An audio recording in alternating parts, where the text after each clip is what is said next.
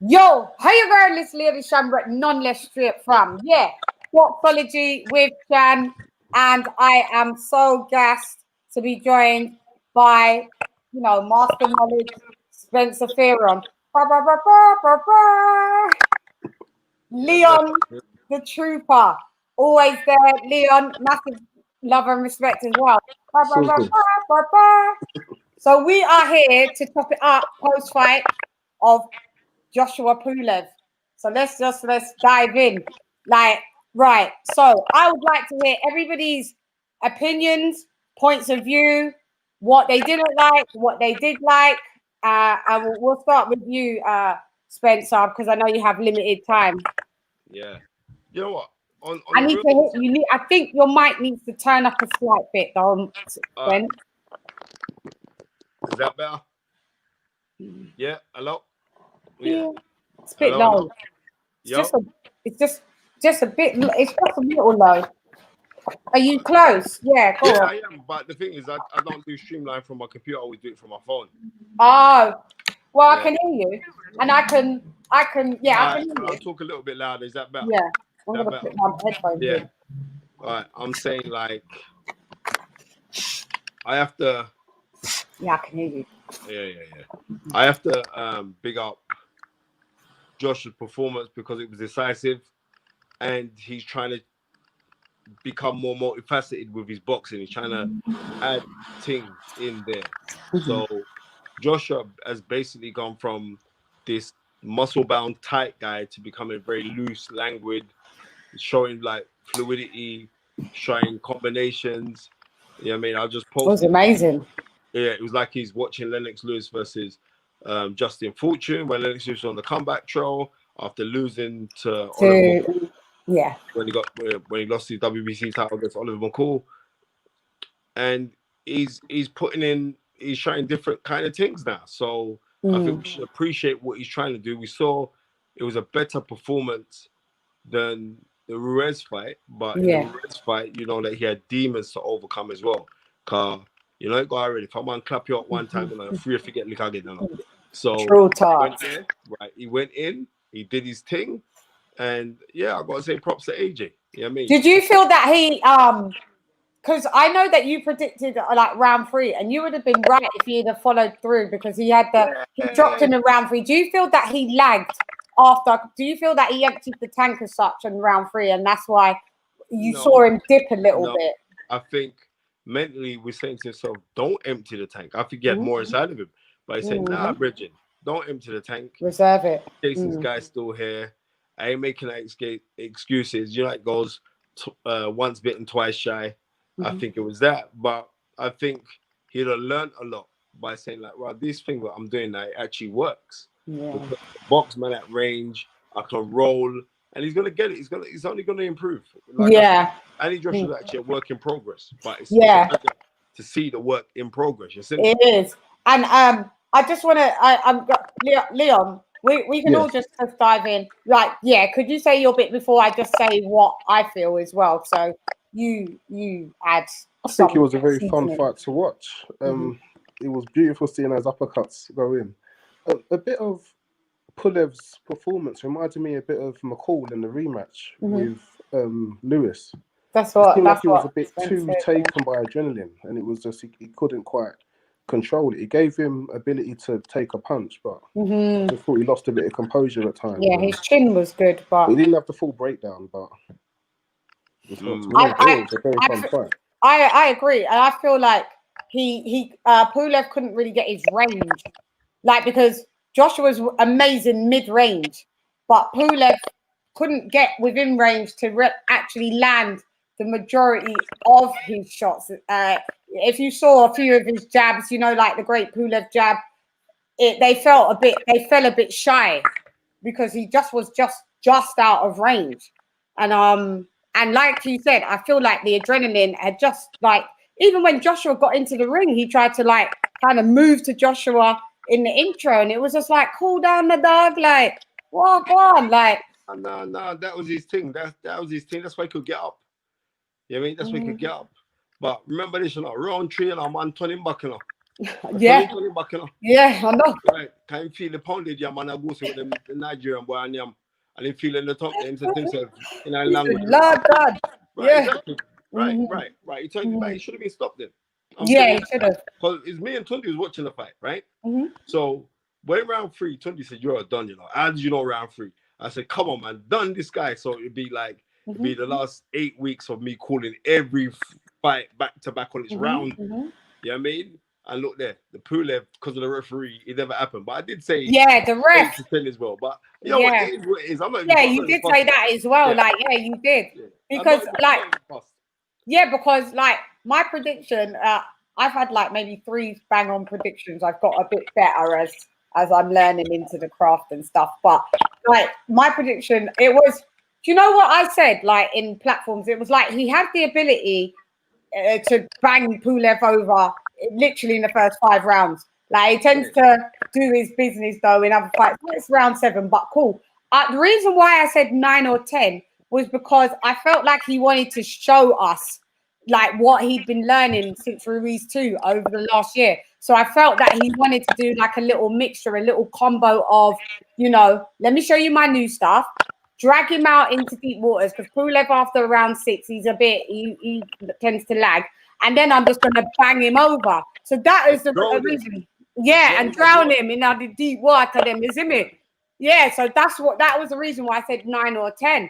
And then I was quite shocked when I saw him go down in 3. I was like, yo, well, this fight is definitely over. But like you said, I feel that the ref gave Pulev way more time than he should have had. He should have been. I thought it was going to be waved off from the first. What did you think, Leon? What did you think of the stoppage?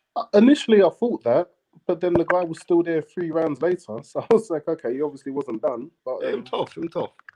Yeah, but yeah, if we were following the rules, it should have been stopped. But I'm not going to complain for those 3 extra rounds. They were fun. No, it was fun. It was a good fight, and like I was saying, I mean, props to AJ, and last I'm gonna leave with this now. Someone what? What's someone saying? Someone that Dark Knight Winter. Dark Knight into. When I look at Joshua, I see development. Some other heavyweights I feel have peaked. Yeah, he's got a point, you know. I mean, and I also like the fact that he never called Tyson Fury's name. Me too. And this is another. Yeah, me too. But I'm really pissed off about the props that he's not getting, and that everybody is straight away as he won. I'm pissed off with Carl Froch. Like he needs to go somewhere. He needs to definitely, because that guy is a AJ hater. No one can tell me nothing. You know what? Nothing. He was digging all the way through. Sky shouldn't have even had him on the panel. And he was digging all the way through. And when Joshua won, he was the first one to say, oh, but I don't know if this style will work with Fury, X, Y, Z. Mind your blood clot business, Frutch. Well, you know what I'm saying is this. Carl Froch is an enigma to himself. I've known Carl Froch for years. Yeah, I know. And it's like, he is. Remember when I stuck it in him on Sky? And he said him and Andre Ward fight was close. I said, that fight weren't close, bro. You know what I mean? Weren't close at all. Yeah. So it is what it is. But it's good that you got someone like Carl Froch there, because you don't want too much AJ Yesman on the panel. We want Johnny Nelson does that very well. No, he does. Johnny Nelson is a proper AJ. Yeah, but Spence, let him revel in his glory. Let the man revel. There's critique and there's criticism. Criticism is negative, and critique is your critiquing for the things that you think they should work on for positive outcome. Carl Froch was not critiquing. Well, you know what I'm saying is this. I can't knock Carl Froch. I think Carl Froch is what needed on that panel, because I wouldn't want to hear too much of the AJ hype and the AJ boost. So I'm glad that Carl Froch is being that person, to tell you the honest truth. You know what I mean? Because when you're in on the belly of the beast, I mean, you used to work at the belly of the beast for 8 years. Right. When you're in on the base, right? Just by the surroundings alone, you want to be a certain way. So I think like with Carl Froch, I think him giving his perspective in that way I think a lot of people are thinking how Carl Froch is thinking anyway. Mm-hmm. Right? Mm-hmm. So I'm glad that he's airing his opinion. I'm not going to knock him out for airing his opinion. But you should have a next man there to air his opinion to bun That was Johnny Nelson. opinion. Johnny Nelson basically ignored him. Yeah, exactly. Because didn't interact with him at all, hardly. When you're in that them position, yeah, I mean, when you're in that position, all you're thinking about is your contract to be renewed at the end of the year. You understand? No, I'm going to tell you straight. So they don't want to really ignite, they don't want to poke the fire, really and true. That's why they couldn't take me down there, right? So that's how it goes. But I thought Johnny was very good. But what I'm trying to say, this thing should be about banter. There's been man on there that would talk their thing or whatever not, but then after a while, it's very political in them places. They want certain man to go through, or the ones that they do want to go through, you got to really be a coon. Yeah, I mean, you know that we're there. Yeah. Look at Sally and by your arm and all that with them man there and do lines of cocaine. I'm banning all of them kind of things there. Right? So my Rasta, even though you don't know Liam, yeah. Right? So I ban them things. So it is what it is. So the industry will have who they want to boost to the forefront. But equally, Carl Froch ain't that guy, you know. Carl Froch ain't really an industry person because he don't business, you know. So when he's banning the fire on AJ, I think it'd be easy to say, we should just get rid of him because he's being negative about AJ. No, I think we should keep him there, but then you should have an opposing force to Carl Froch. Yeah, counteract it. Yeah. Did you feel that, Leon? Did you see that? I've always had this. Whenever I kind of hear Carl Froch talk, he always has a little slight dig at Joshua. But always, it gets on my nerves. You know why? Check this one at this, yeah. You got to give Carl Froch his dues. That man's a rotted warrior as a fan. Yeah. Warrior. And it's different. I've got a different relationship with how the general public will see Carl Froch and how Carl Froch is with me. We got different relationship, right? So on certain things, I say, well, I have to props Carl Froch on certain things. I know I know Carl Froch from, we were both pros, and I was a little bit older than him. I retired, but then he used to train at the gym that I used to manage, the Real Fight Club. So I know Carl Froch well. So pull him up, man. Pull him up and tell him to fix up and sharp up, man. No. But coming also, what if them pop man think the same way as Carl Froch? But they ain't on TV. Yeah. They ain't got no platform to talk it. So I'm saying it is what it is. So me, I can't get upset by them, man. What I'm saying is this. What Anthony Joshua has done, Anthony Joshua brought the big nights back into boxing. You understand? But it was Carl Froch that brought pay-per-view platform back on. Right? So everyone benefited of everybody else. And yes, Carl Froch is very narcissistic. So therefore, he said, well, this is why I get the real glory now. But deep down inside, maybe he want the same love with AJ, I get to know. Yeah, I think so. I think now I get it. Yeah. It could be one of those things. But you see, like on those kind of things, right, on those kind of things. Get it. Oh, you know the ones there. So all I'm saying is I have to big up AJ for the simple fact that how he boxed, it was, you know what I mean? I know the demons that he must be overcoming. And remember, he's a newbie to boxing. He ain't immersed in this thing, you know? Yeah. And I mean, watching boxing from I look being the picnic and rare. Just like he's going to the road. It's like, listen, there's something else here. You get what I'm trying to say? Yeah. He's getting immersed because he's getting heads around him. He's getting heads around him who are dropping certain things on him. Because regular people them form and all say, rare, I watch this, I fight, I boss this, I thing, and blah blah blah blah. So I props AJ. It was, like I said, it was a decent enough performance, and I wish him all of the best. And I want to end it on this. Yeah. Say you look a raga DJ. Yeah, you're bad still. You're bad like higher, right? Thank you. Leon, where are you from, Leon? East London. Which part? Hackney. I was Leighton, bang, E10 for 10 years. All right. So I don't. How old are you, if you don't mind me asking? How old are you? 41. You're 41. Okay, then. So maybe just before your time, 1984. There's a bad boy DJ from Lion Sound System, right? Remember Lion Sound System? So Lion Sound System, Clash Saxon. Yeah, Saxon, yeah, I know. Saxon, My people then as well. MCs in the world, Mm-hmm. right? Philip Levi is one of the greatest to ever do it. No one can't tell me.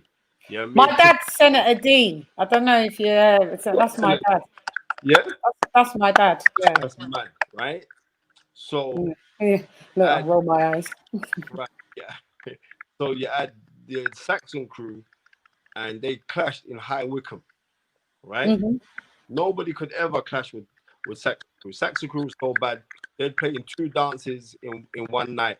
They'd send half of their DJs to one place and half Mm-hmm. go to that place. Yeah, yeah, Go Birmingham. Saxon was the sound. yeah. But they come across a DJ named Daddy Willie. Yeah? Mm-hmm. And Daddy Willie was he's dead now.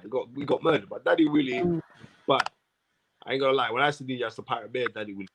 And Philip Levi style. But Daddy Willie used to say this. When they clashed Saxon, now people thought that they won, but True Saxon had the majority. They said nah. But here what Daddy Willie said. Mm-hmm. Him said, me no want call a boy name, I want a boy call my name. Me not call no boy name again. I want a boy call my name. I'm saying, Andy Joshua yesterday, Andy Joshua did the same thing. You know what, rude boy? Me not call a boy name. Since if you one day, me not call them name. I want them to call my name. And what happened? First thing after the fight, Fury's on Instagram. Exactly. So he's saying, you know how this thing goes, it's energy. Whether it's good or Yeah. make them call the name. You see me? And that's what I don't like, though. Right. No. It's a sport. It's a sport. But haven't you seen all of like the post commentaries of everybody going, well, he couldn't beat Joshua with that style. Of course he wouldn't use Joshua. I mean, he couldn't beat Fury with that style. Of course he wouldn't. Every person he fight, there's a different game plan. So why is this the straight talk instead of like, congratulations, Anthony Joshua, but listen to me. Yeah, well, I'm gonna be 100. Yeah. Technical ability, Tyson Fury's above Anthony Joshua. But you see on natural athleticism, yeah, Anthony Joshua go that fight. Anthony Joshua got to be some Wakanda forever business. Remember me, the portion of the Black Panther, and I say, yeah, you're a cop to do this thing. yeah. Right? There ain't no boxing match because you ain't gonna win a boxing match again. How would I know you got to go? But how would you say that he does approach Fury to have any like to win? What would you say? What technical abilities? I'm saying bad boy business. You know what I mean? What, straight brawling? Straight bad man. Go in there and bad him up. You know what I mean? Elbow, everything. Bad him up. Try and say, listen, bad boy thing this channel. Yeah. That's how you gotta fight Tyson Fury. Because you're gonna keep it long, you're gonna be at disadvantage anyway, because Tyson Fury got longer arms than you. You're gonna go get inside. Right, but you gotta keep it tight and you gotta keep it to a four punch minimum. Yeah. You know what I mean? But it's in there from the rolling, because Andy Joshua demonstrated, even yesterday, he demonstrated he can roll. The guy can roll from shots. You know what I mean? And just boom, and just be on him. You know what I mean? It was a Dark Knight. You got something. You better quickly throw them. We'll quickly throw them in Dark Knight then. Let me just say, big up Dee. Hi, I know this is interesting. We only do interesting stuff. That's what we do. Thank you for joining us. But yeah, Dark Knight, throw in the questions. Leon, so who do you think, Lee, if Joshua was to fight Fury, who do you honestly think has this fight? I think Fury's got it. I think that hurts my heart. No, but it's just what I think. I think there's more ways Fury can win it than Joshua can. I just think, I just think Fury's got a bit more tools in his locker than Joshua does. It doesn't. My predictions aren't great. It doesn't mean that Joshua can't win. From looking on the outside, I can just see Fury's got a higher chance of winning. Joshua's a warrior, and this is what people don't know. He's a warrior. Fury will be an overwhelming favorite going into that. Yeah. Right? And you know what? I'm being real. They want to make that fight now. Do not let Fury have time to have another fight to get his momentum and dust off them cobwebs, because in 2 months it's going to be a year since Fury. So Anthony Joshua needs to get Fury now, right? Trust me. and he needs to bad up.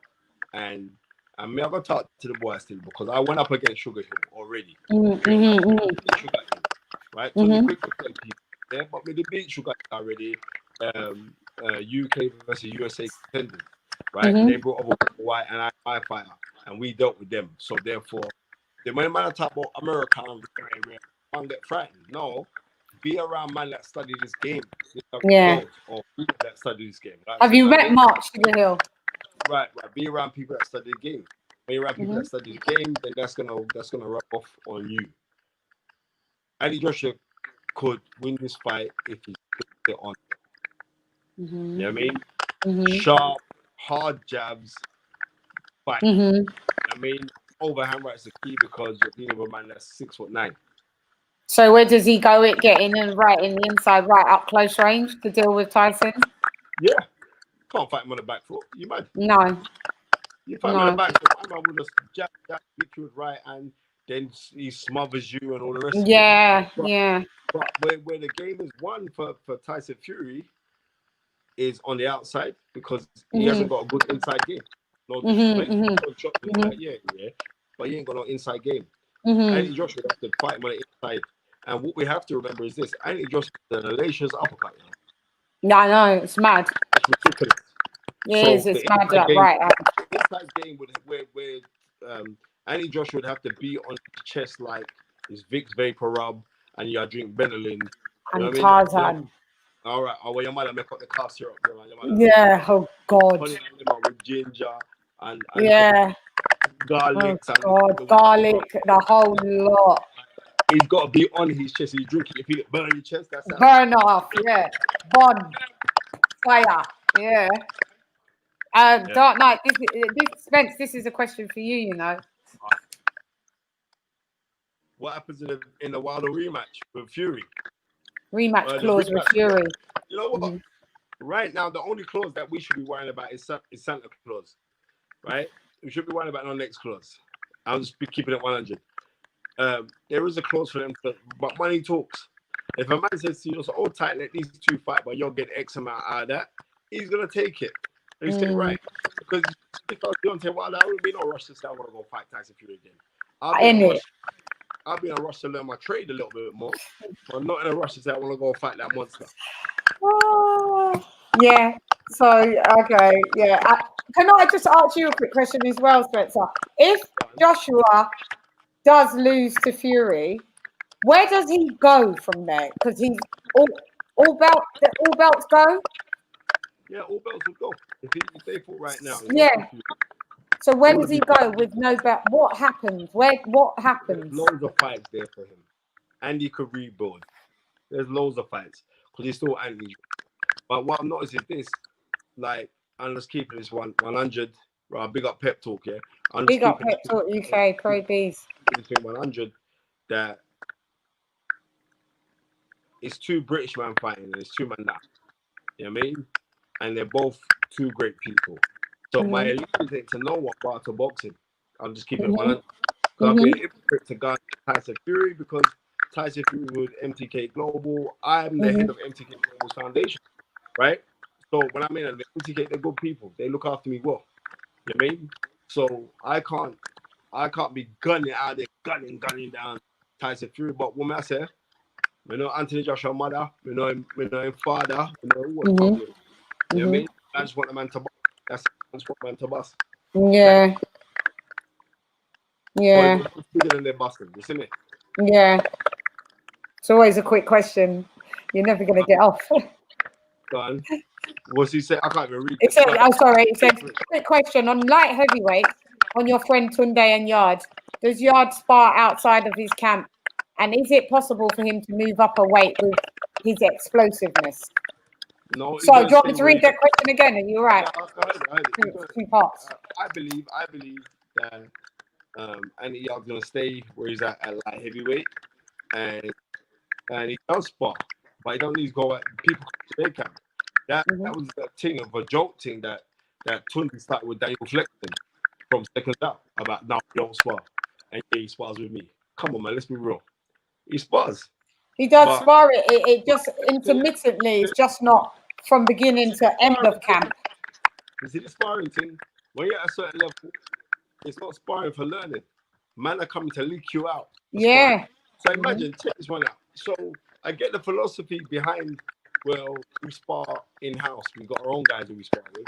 Because for the simple fact that smart men, and I've seen, told you, Carl Froch used use my gym. But when Carl Froch would come down and spar, see, he's sparring with Darren Barker before Darren Barker won the world title. This, that's how look at Edie was sparring. Look at the Pep Talk business. Yeah? That's how that man was sparring. Yeah. Wow, right. Yeah. This. When it comes to like us, man, now, when we're going to spar, everything's like, yeah, put it on a man, you know, raw, body up sparring, you know, very. Listen, I ain't seen a box rep for sparring yet. Go on box rep. It doesn't say how many you won or lost in sparring. Exactly. True. So sparring, right? So sparring is meant to be there for you to just work on technicalities in the spar. You know what I mean? But man, would kill up themselves in sparring. Check this one out now. You know, like allegedly, like, I just heard like slight complications with Bernard Hopkins, right? Yeah, I'm saying so. There's Bernard Hopkins, the legend. You know what I mean? Yeah. And Yeah. he's a defensive master as well. So I'm saying, all these spar, forget about this. You know what I mean? Yeah. That's sparring different. You need sparring to get in rounds or to be, but obviously Intermittently, not all through. Check this one out. You know what I mean? I'm training to be like 100 meters runner. You don't run 100 meters every day when you Exactly. Why is it in boxing? Well, I've got a 15 round, I've got a 12 round fight coming up. Yeah. Every other day I'm sparring 8 to 10 rounds. That takes its toll on you within itself. Especially if you're paying high guns to come in there and try and mash you up. Then I'm gonna say. Yeah, I just So yeah, smash the like button, guys, and subscribe to my channel. Thanks, Pep Talk. Yeah, I agree. I just think that sparring should be done from dusk till dawn. You get me? It has to be. Yeah, it has to be intermittently. What do you think? Do you feel that, Lee? Sparring. Yeah. I've never trained in boxing, so from the outside, I just think I don't agree with gym wars. I don't agree with from the outside. To me, I just think there's only a certain amount of times your body can take a beating before it breaks down. And I just think, why would you leave that in the gym? But that's just me from the outside. I don't know about boxing. Oh, okay. Yeah, well, that's, I think you need to try different sparring opponents, experience different styles. You would know better than I do, Spence. Yes and no. And the reason why I say yes and no, I think you should go and travel and all the rest of it. But yes and no. Some people it works for, some don't work for. You know what I mean? And that's the truth. Johnny Nelson, Would you? Yeah, sorry. Johnny Nelson couldn't get no fights. They put him on the road to spar. He was sparring with certain people, he was turning them over. When he's turning them over, then he realized, oh, right, I can do this thing, you know? So everybody's different.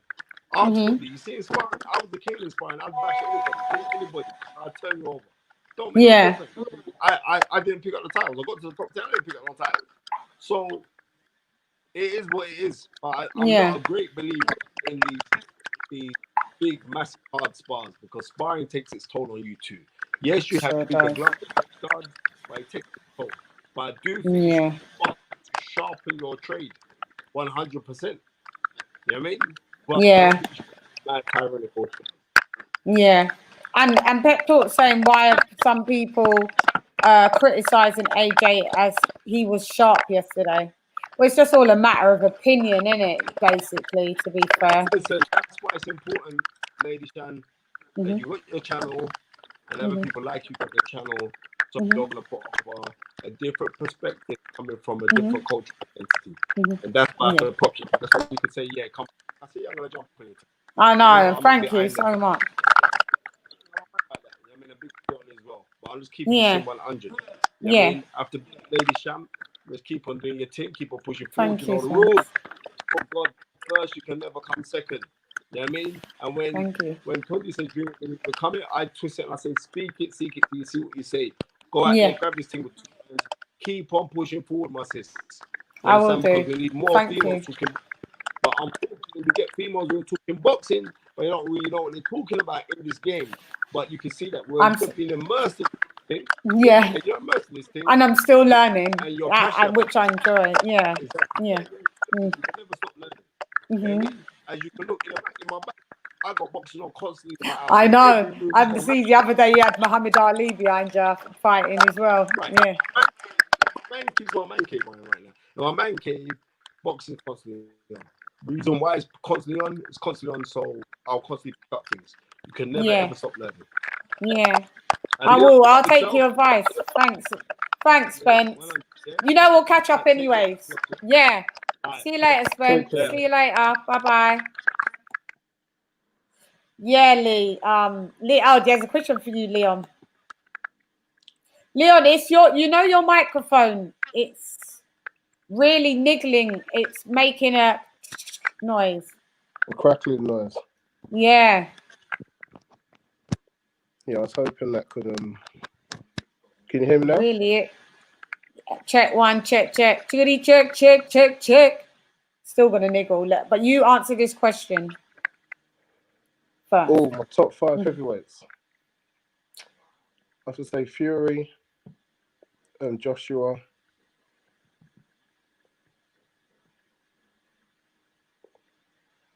I have to say Wilder.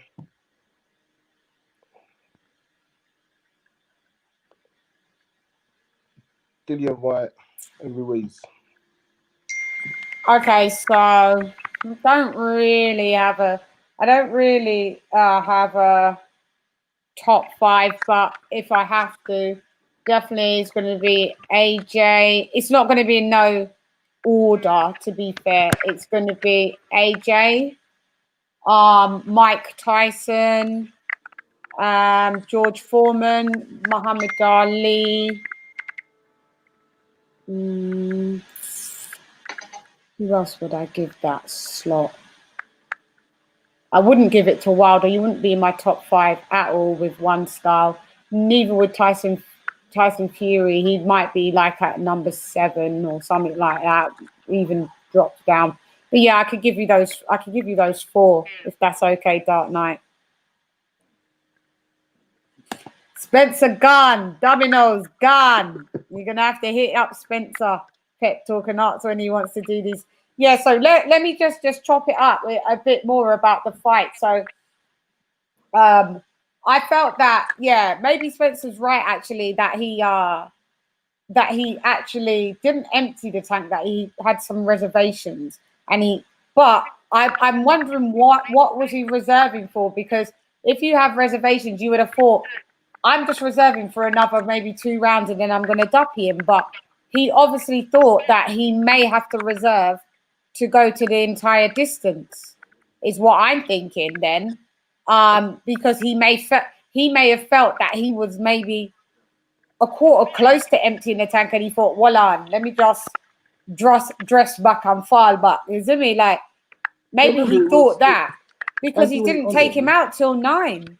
As he went on him, it was very messy on the inside. Pulev was all over the place. And considering what happened in the first fight with Ruiz, I was thinking it was just a bit sensible not to just go gung-ho, just to take a last step back.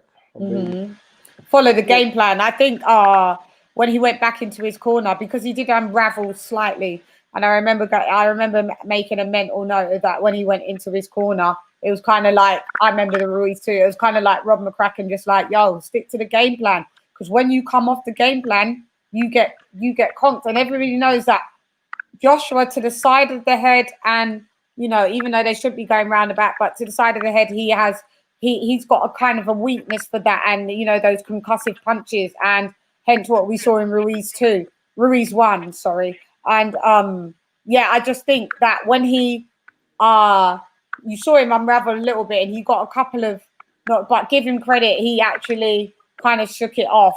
But that was when he unraveled slightly. And I think Rob McCracken in his corner just was like, yo, stick to the game plan. And then I just remember like a kind of more of a refreshed vibe, and he came in and then, he was gearing up. But if you notice, Leon, all through the fight, at one point, he held Pulev's head and uppercutted him 3 times in a row. Bang, bang, bang. Props to Pulev, because anybody else would have missed out. But then after that, I saw him trying to land the right hand uppercut a few times and missing. I think that was what he really wanted to knock Pulev out with. Was because he didn't knock him out with the uppercut in the end. It was a right hook. But yeah, I just remember making those mental notes, and I kept saying it. Oh, he's trying to land the uppercut, but it's not landing. But yeah, I don't know why. I just knew it was going to be round 9 or 10 for the points that I said. But I am thoroughly impressed with his progress, his evolution. I just wish people would, we're in the sport, and yeah, people are going to critique and criticize, but more critiquing, less criticizing, because when Tyson Fury won against Wilder, we didn't hear, oh, who is he fighting next? We didn't really hear like, oh, JJ. We just heard a lot of bigging up from whoever team there was, and I don't feel that AJ gets the same thing. But the Fury one was so unexpected. I mean, that performance he put on, that it wasn't what I was expecting. For him to say he was gonna box like that, then go out and do it, and then for it to be so brutal and Wilder to hold on for so long, that fight just had everything. It just had everything, and it was a great story. And I get why there wasn't much criticism for Fury from that, because there was so much other good stuff to focus on. It was one of those rare events where people can't just find something negative to pick at and start going online and spreading it. Whereas with Joshua, because it was a mandatory. Yeah. But it was a hard mandatory. Weren't nothing. Do you know what? Pulev, in technicalities, if you look at Pulev, no, he ain't the biggest of massive of power punches. I think in his stats, he's knocked out. He's did 12 knockouts. Not the most, obviously, in the thingy, but I respect Pulev's boxing style than Wilder's. I don't respect any man that doesn't evolve. You don't evolve, you get extinct like dinosaurs. And that's what we saw February 2020, the extinction of Deontay Wilder as we know it. And right now, when he rallies back next year, it has to be him. It's a rebirth, because he got extinct. There's evolution. He didn't evolve, so he was annihilated. I got that. I mean, I still have him up there for the fact of holding the belt for 5 years. He held the belt for 5 years, Leon, because he didn't fight anyone of stock. His resume is whack. If you compare Deontay Wilder's resume with even, let me think, with even Dillian White's resume, Dillian White has a better resume than Deontay Wilder. 100%. I 100% get that, but when I'm looking at is one fighter better than another, and Deontay Wilder's had that achievement of being the world champion and defending it successfully. I know we can question the quality of his opponents, but they're still title defenses. He was still a world champion. No one can take that away from him. He can't. I don't think his achievements can be ignored. I really don't. I don't ignore them. I get them to a certain degree, but once the mist and the fog dissipates, I'm afraid what's there is nothing. Nothing. Yeah, I can't go by this right hand hype. If you're a purist in boxing, the right hand hype doesn't do it for me.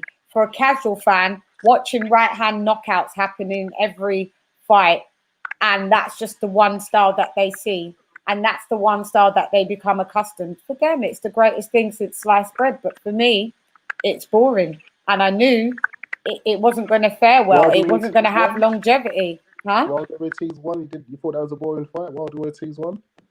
No, I didn't think it. No, I don't think it's boring. I remember the whole, I'm not going to even fight Ortiz. He's too old.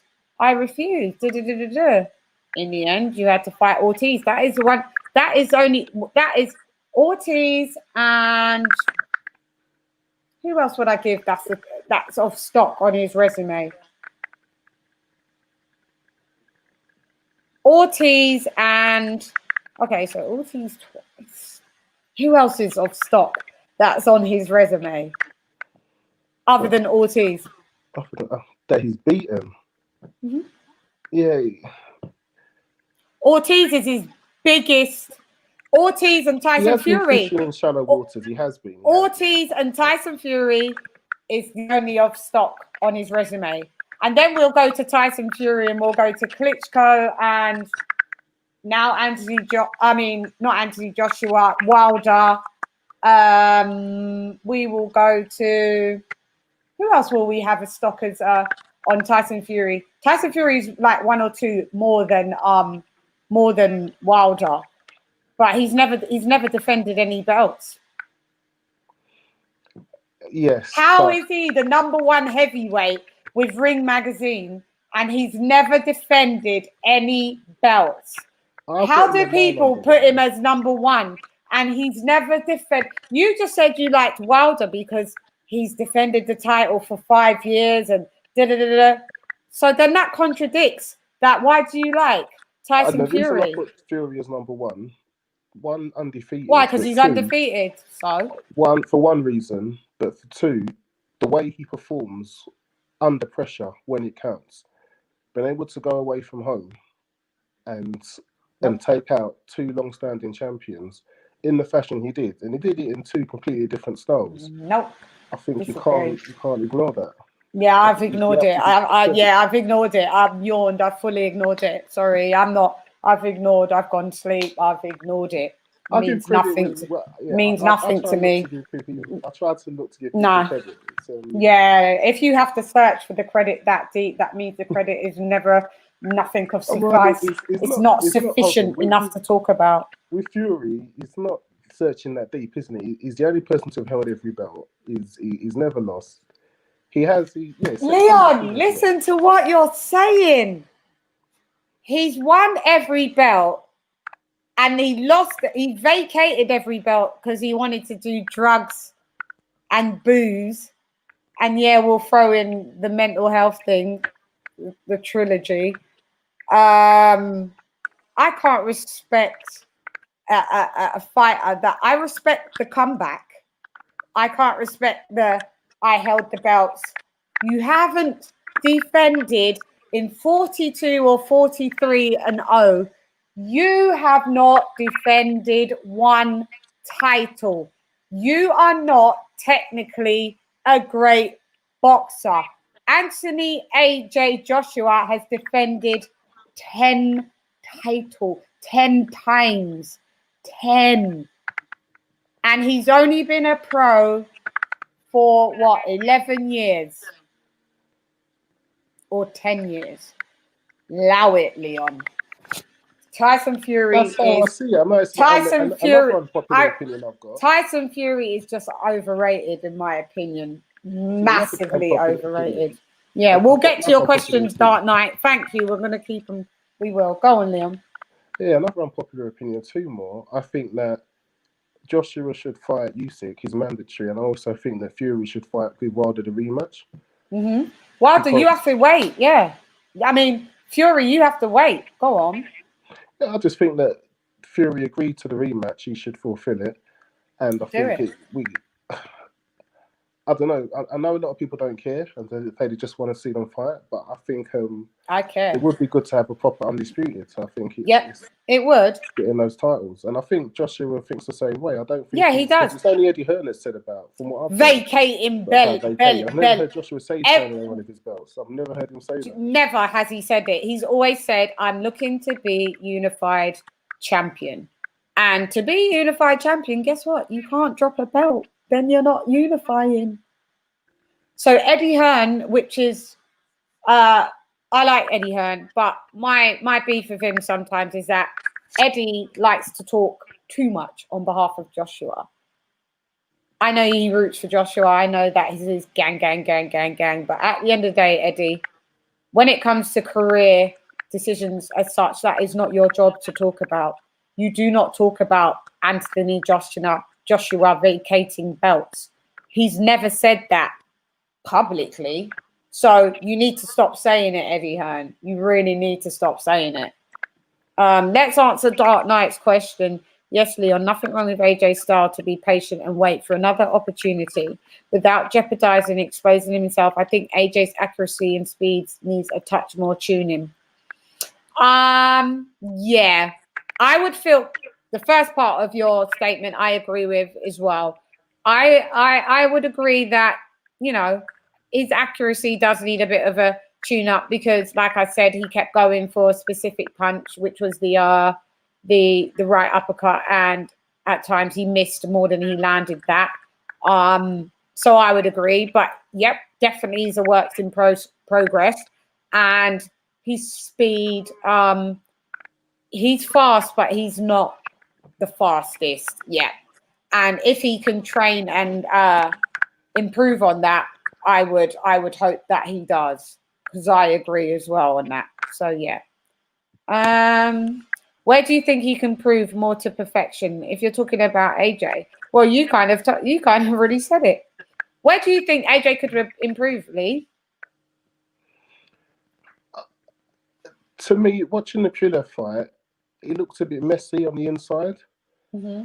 I mean, I know inside game is a very Tough particular skill. Yeah, it's a very particular skill, and it's one that needs mastering. But it's just after watching him in the Ruiz fight, he just seems, that's when he seems honourable. When it comes to the inside, so if he was able, because I know that Spencer was saying that Josh would get the better of Fury on the inside. I just think Fury would have more tactics. I think he'd know more ways, whether it's dancing a line of legal or illegal. He'll get a bit dirty in there, and he'll move his head back. It would have to be body.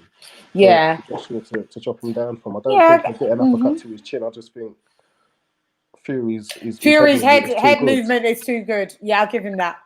His head movement he's going to be doing everything. He's going to be trying to talk to him in there. He's going to antagonizing everything. But yeah, his head movement, I'll give him that. See, I give credit where it's due. I'm not a hater, because haters, they know they're really lovers. That's the thing about haters.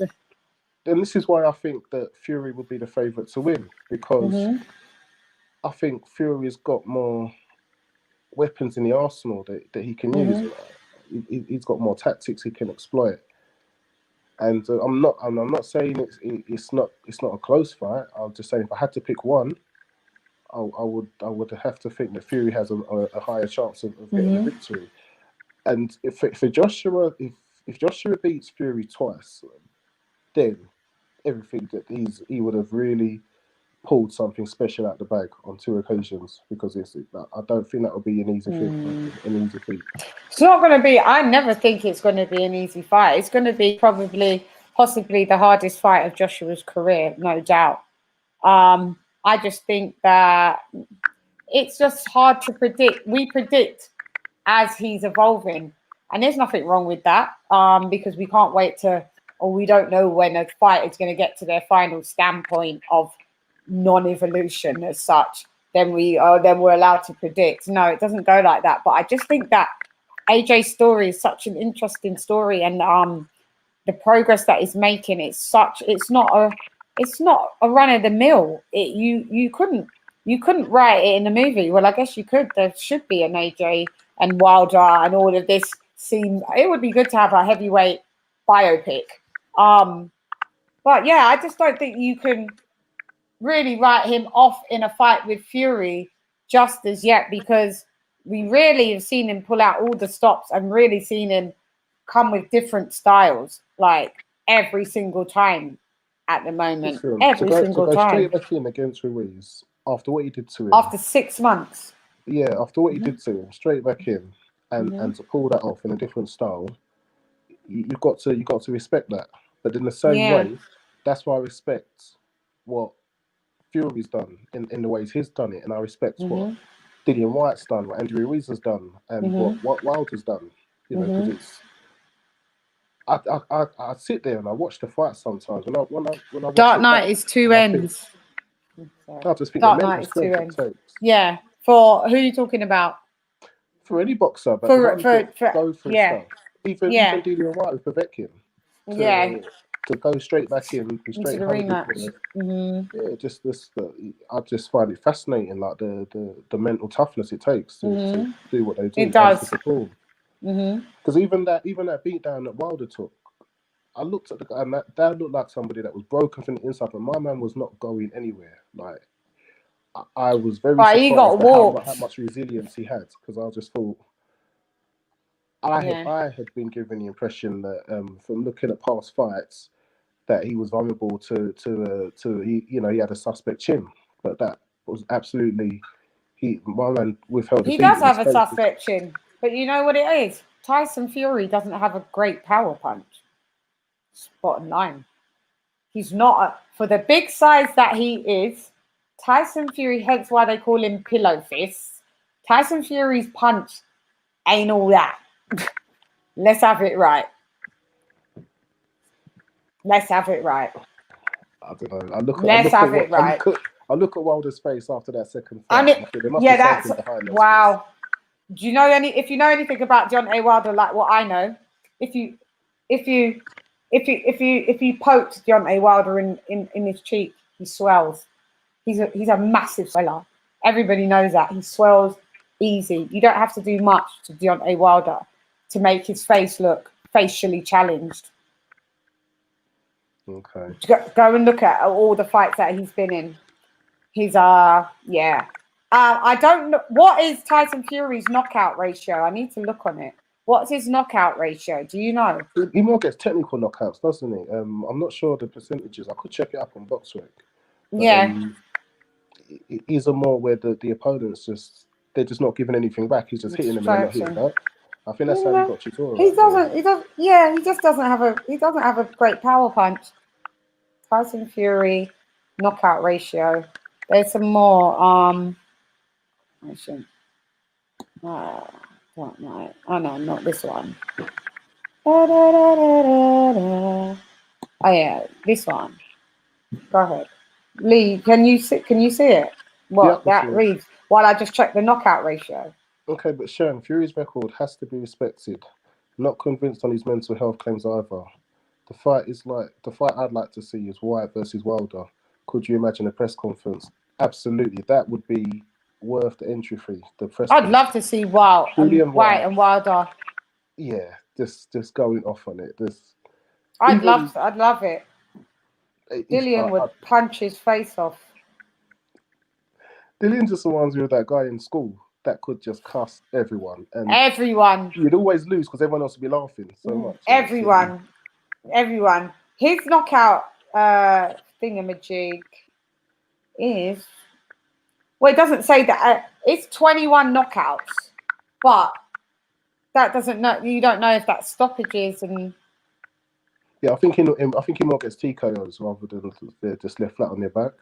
Yeah, so his ratio can't chat to Joshua's. So there we go on that. So you can't be how are you number one in that element? But Chann, Fury's record has to be respected. No, it doesn't, babe. That's the whole point. What I'm saying, it doesn't have to be respected. I don't respect it, and I don't respect it because he hasn't fought anyone of stock other than Klitschko, Wilder. Give me an Wilder. He was about Fury. Yeah, I'm trying to think of stock.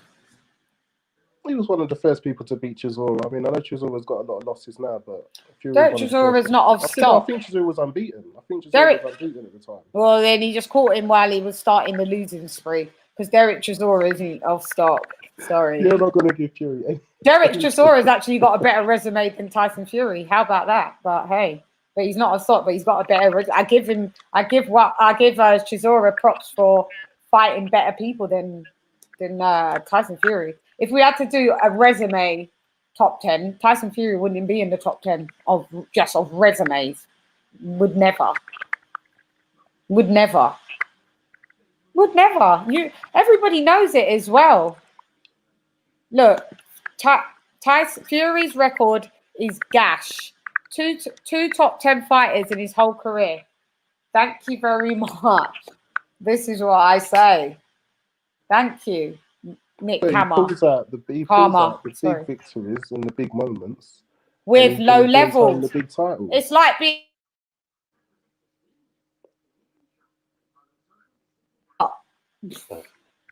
So what? You beat up all the 4'2" kids. You're 6'9". No, you can't. It can't be respected. It just can't. Big up, LadyChann and the chat. Yeah, big salute to you, Nick Harmer. Chann's not easy. Dark Knight. It's just I just had enough of all this Tyson Fury bandwagon choo-choo. I really do. I think that's only you. Only me what? Your guests don't agree. Yeah, he doesn't have to agree, babe. It's my show. He doesn't have to agree because it's my show.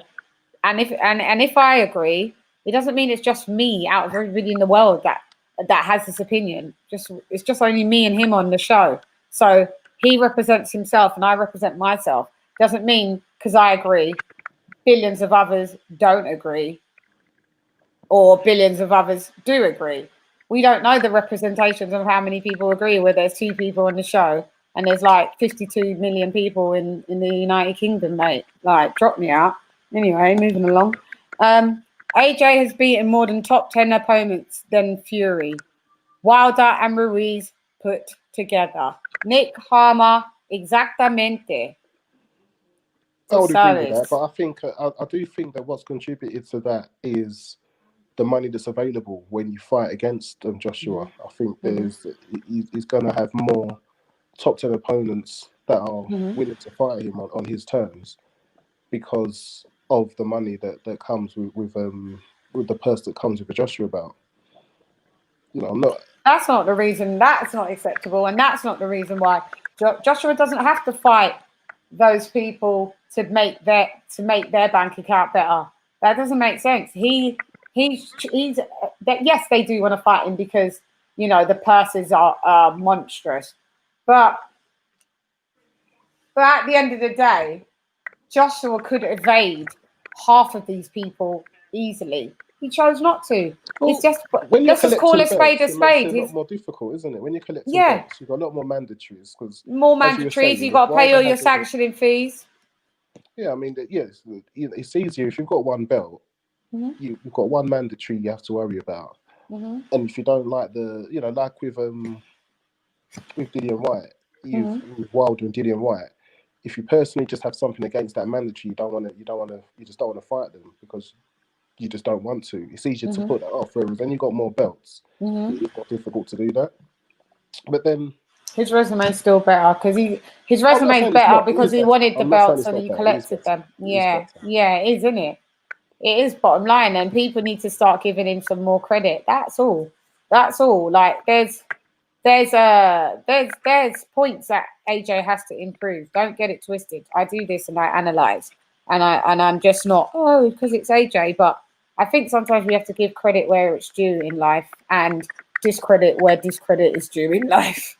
Straight up, like you get me. I have to discredit frauds. I'm not having it. You haven't defended the title belt. You're a fraud. Sorry, I'll say it to his face. I'll say it on commentary. I'll say you're a fraud. I think it's a bit harsh to call him a fraud because he's a fraud. You know why? Gone there to the champions' backyard and he's beaten them decisively. No, I have to call him. So that's the real deal to me. Whether you haven't defended it, you still stepped up to the plate when it matters. No. A fraud is someone that sells things under false pretenses. A fraud is someone that obtains and is deceptive. A fraud is someone that tells you one thing but really means another because they're fraudulent, because they want to put out a perspective of what you think of them, which is a false perspective. So you're a fraud. If he sat back and kept quiet and didn't rant about how he's had all these belts and he's the best heavyweight in the world, I wouldn't be so spiteful. And see me, when I talk about things and shut people down, they hate me because it's only via facts. And when you shut people down with facts, whether they like it or not, more times than none, they hate it. It's a shutdown. The shutters come down in the shop window. We put that big padlock on, we lock it, and we go home for the day. And when you're ready to be real in life, we'll open up shop. And that's just basically it. When we're playing chess, we don't go for check. We go for checkmate. Pawn takes your queen. Game done. Yeah, that's basically it. Oh my God, my guy, do you want to come? Do you want to come in?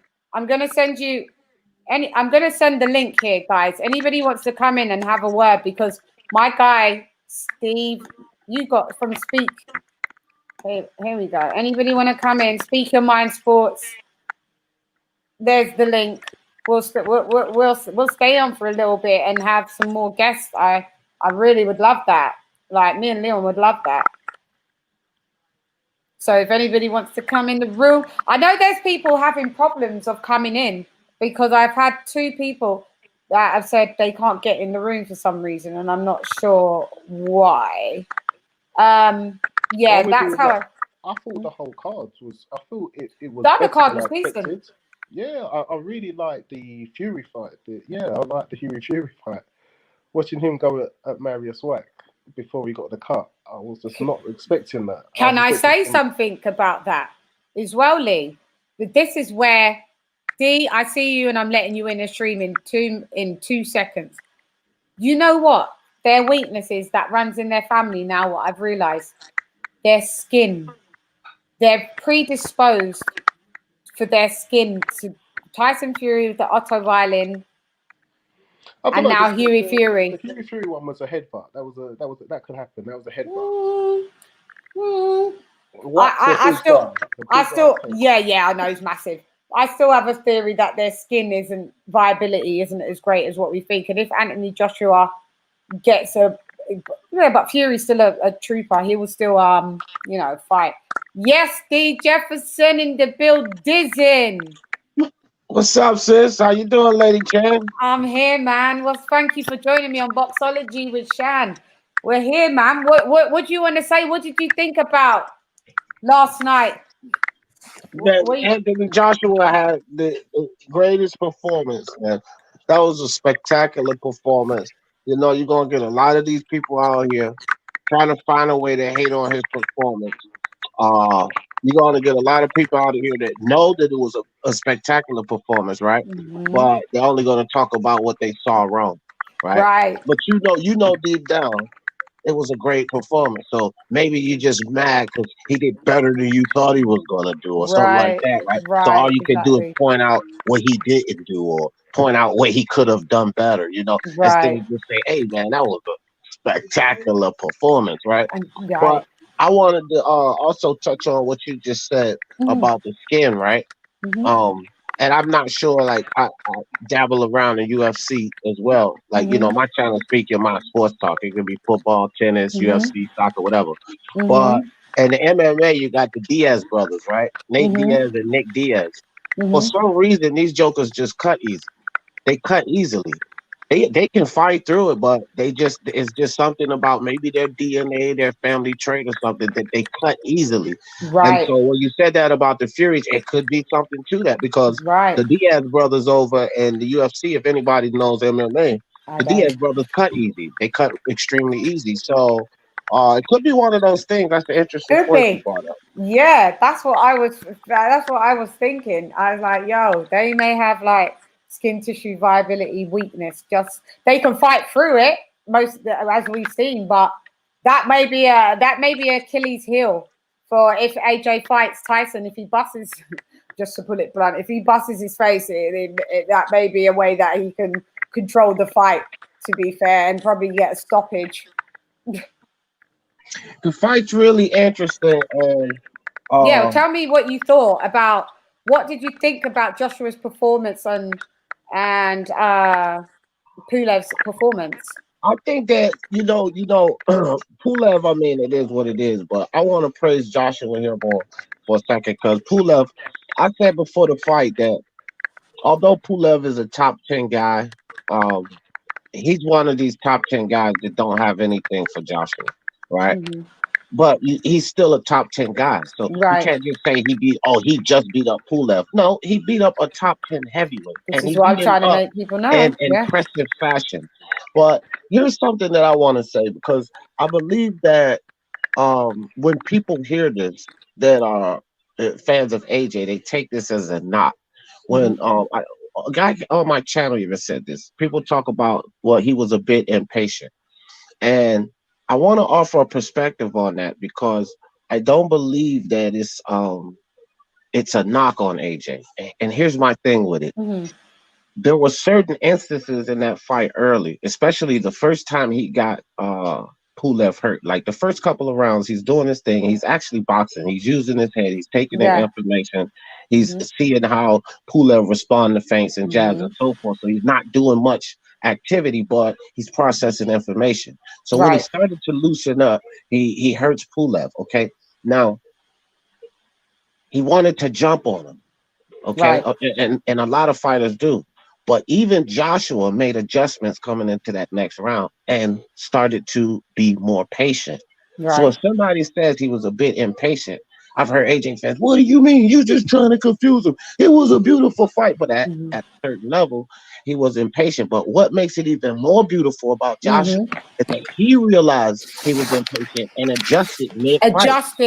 Adjusted mid-fight. So when these fighters have, and then these idiots talk about his mental. Well, you have to be mentally sound and strong to know that you need to make adjustments mid-fight and then execute that. And that's what Joshua execute the sweet science. Right. So that's what Joshua did. So it's not a knock if somebody says, well, you know, at a bit in the beginning there, he may have been impatient, but he settled down. He made the correct adjustment. It's actually just accenting how spectacular that performance was. Right.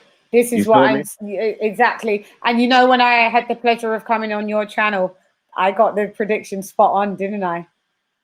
Oh yeah, you said it right on the panel. I mean, like you couldn't even broke it down no better. And matter of fact, we had a difference of opinion, not on the fight. We both knew that AJ was going to stop him, but when. And I went a little earlier with it. And look, you know what? The truth be told, I was almost correct too, because he got him in trouble earlier. But then he slacked up, he got a little more patient, and then he took him away when he needed to. But he could have stopped him. He could have. He could have stopped him. And so that just shows you just how good this dude is, bro. He could have stopped him early. He took his time. He adjusted. He stopped him late. But it was like we said on my channel. It was inevitable that he was going to stop Kubrat Pulev. He was going to be the second guy. Put your channel. Does everybody know your channel on here? Like, guys, you need to subscribe. I've seen some people get a bit happy that you're on here, so you need to. That's Pep Talk. Where did you go? You was on here just with your when you said what up. You need to subscribe to Speak Sports. Just put SYM. Speak Your Mind Sports. Yeah, go on, tell me it. Just put SYMST. SYMST. You put that in the YouTube search and my channel will pop up. SYMST. YMST. Sorry, Leon, I muted you just for a minute because it's making the chat. So I'm gonna unmute you right now. Your mind. He can unmute it too. Yeah.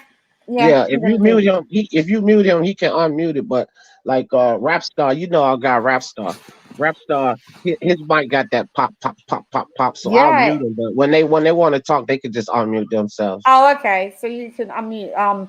But I just want to get your whole like where do you think because I'm not sure what it is like in the States, but here the commentary almost like with Carl Froch, and we had Johnny Nelson as did the commentary and we was talking that they were Carl Froch was very negative about Joshua. He has his own personal grievances for sure, and I just wanted to see if it was like that on the other side of the pond, where instead of like congratulating Joshua, everyone was like, "But congratulations, but that style could not beat Tyson Fury." But we're not here to speak about Tyson Fury. The man's just won, And obviously, the game plan that he used for Ruiz too isn't the game plan that he used for Pulev. The game plan that he used for Schwartz isn't the same game plan for Parker. Do you understand what I'm saying? I don't understand why people have to do this. Congratulations, but he wouldn't win with this guy. But what do you think about that? Is it like that where you are? Yeah, I think here, I'm not sure for what reasons, but I think here it's like that because look, uh, here in America, you got a lot of these Wilder, uh, foolish as Wilder fans, right? And they just basically hate AJ. They're just AJ haters, right? And then you got Top Rank over here, which a lot of people like that network because Bob Arum puts on a lot of fights, so they support that network. But then you have that media entity, which is one of the largest in the world, ESPN. ESPN, You right? have them wanting to pump up Tyson Fury by all means, so they can't give Joshua praise without mentioning Tyson Fury.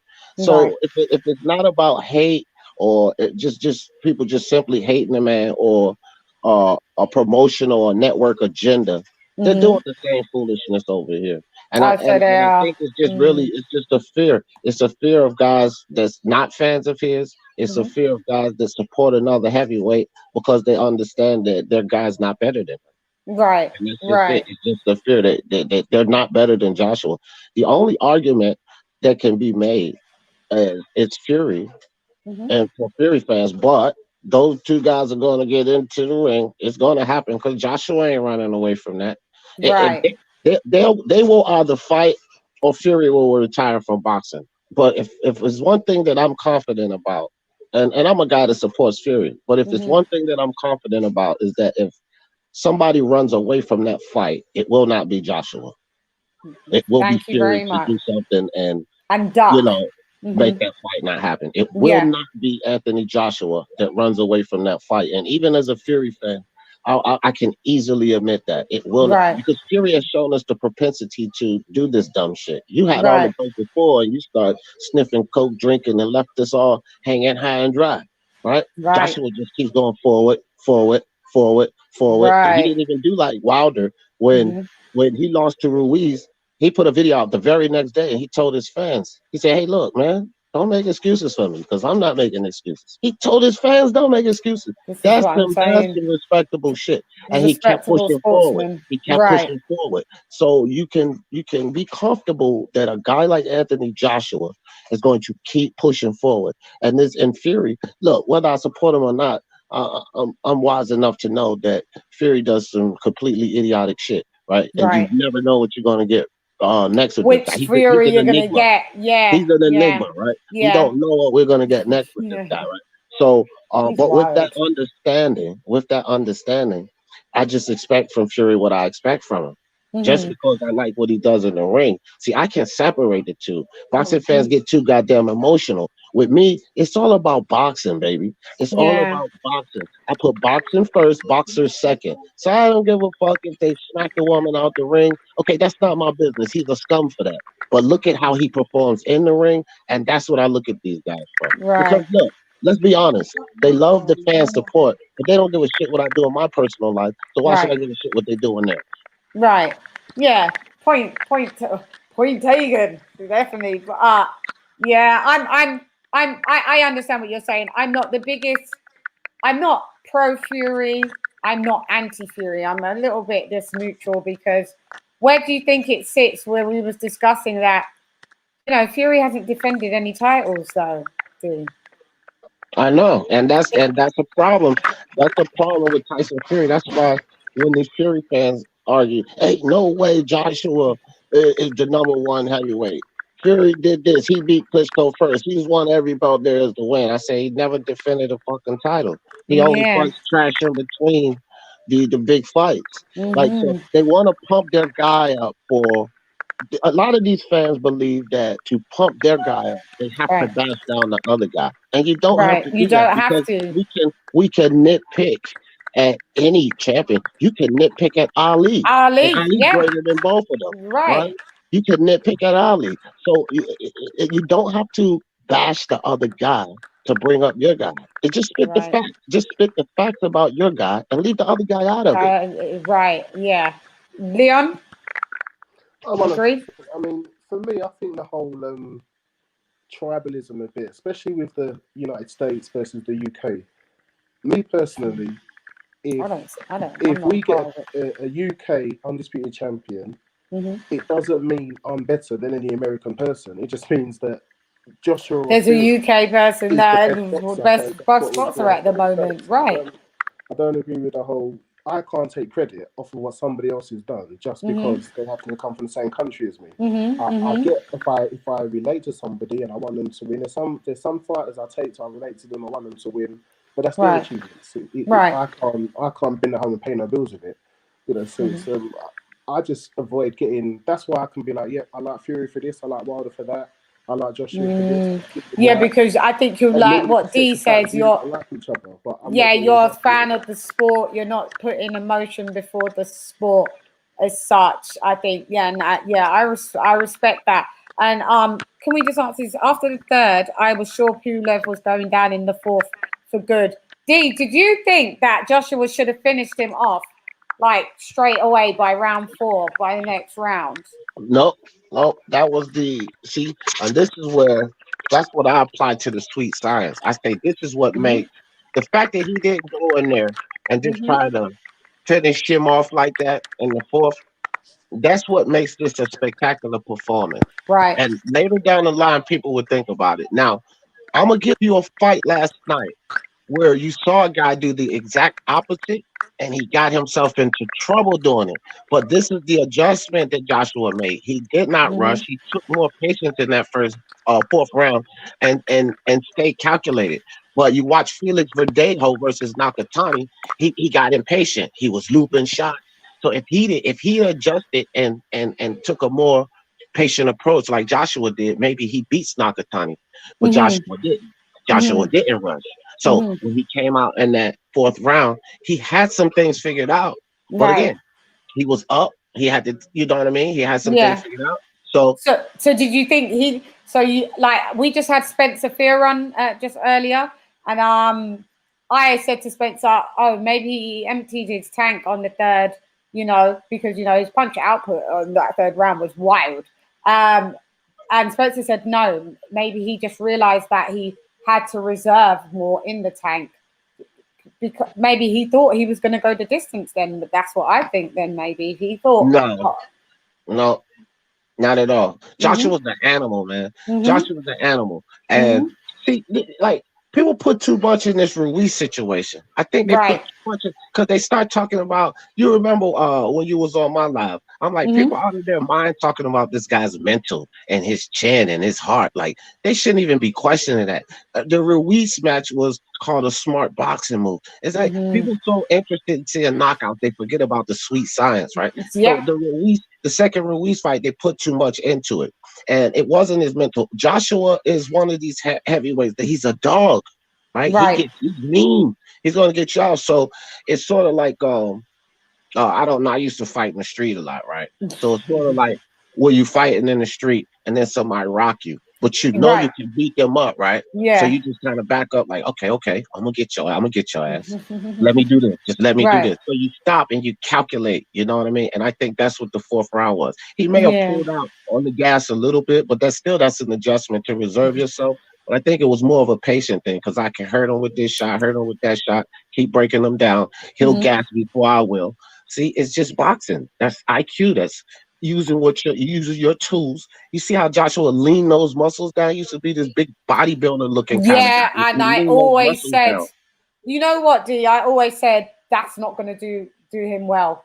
He Yeah. has to strip because just because of the biological, like Right. what happens in the body when you've got that much bulk, you need Yeah, more oxygen for those muscles to that work. bulky You type of muscle. you Yeah, produce more lactic acid. right. Yeah. It's just not conducive to anyone's career. And that's why Right. back in the day, when you used to look at heavyweight boxers, half of them weren't cut up. Some of them were just some fat dudes. Yeah. Some of You them, have to have a certain type of muscle because that big bulky muscle that restricts the flow of oxygen clearly, right? And you know that bodybuilder, even these football players, they play in series, so they sit on the bench while the offense is out. The offense sit on the bench while the defense is out. It's not a continual high cardio sport like boxing. You gotta, take high breaks. cardio. You have to have lean muscle. You have to have muscle in the sport, but lean Yeah, muscle, not lean that muscle. big bulky tight Yeah, muscle not where the body, blood not doesn't flow enough to get all the oxygen through, because your stamina and endurance is going to be trash if you have that kind of muscle in the sport. It's going to be trash. And that was one of his things. Joshua got people out of it, but we saw him go to 12 rounds in the distance with the Ruiz, and it was quite shocking on how he did it. And the only reason how he did that, like you said, he had to get rid of that bulk. I said it when he lost. I was like, that bulk needs to go. When he lost to Ruiz one, I was like, that bulk has to go. So I was glad when I see him come in at for us, he came in at the top end of the 16 stone. But then when I saw him for this Pulev fight, I guess in the weigh-in, I was a little bit too heavier than what he was. I thought he was about 17.6, 17.7, but he actually was like 17.3. I was close. So yeah, I think he knows that he has to stay within a certain weight parameter now that is more, like I said, conducive to his career and going forward, and that's a part of his evolution. Agree, Leon?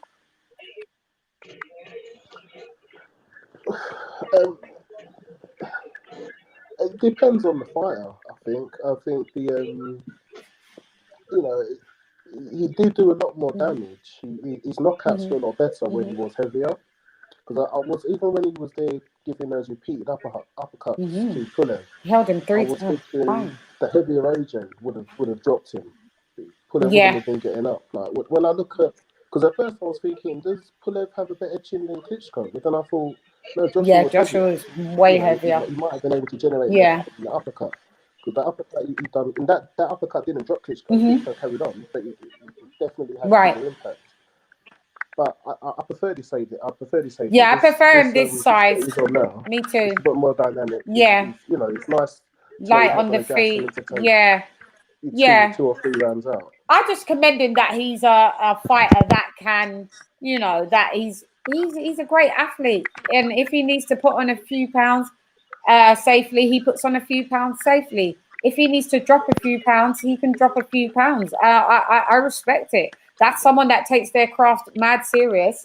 And, they don't come in like Andy Ruiz going from 250 to 300 pounds. What the fuck is that?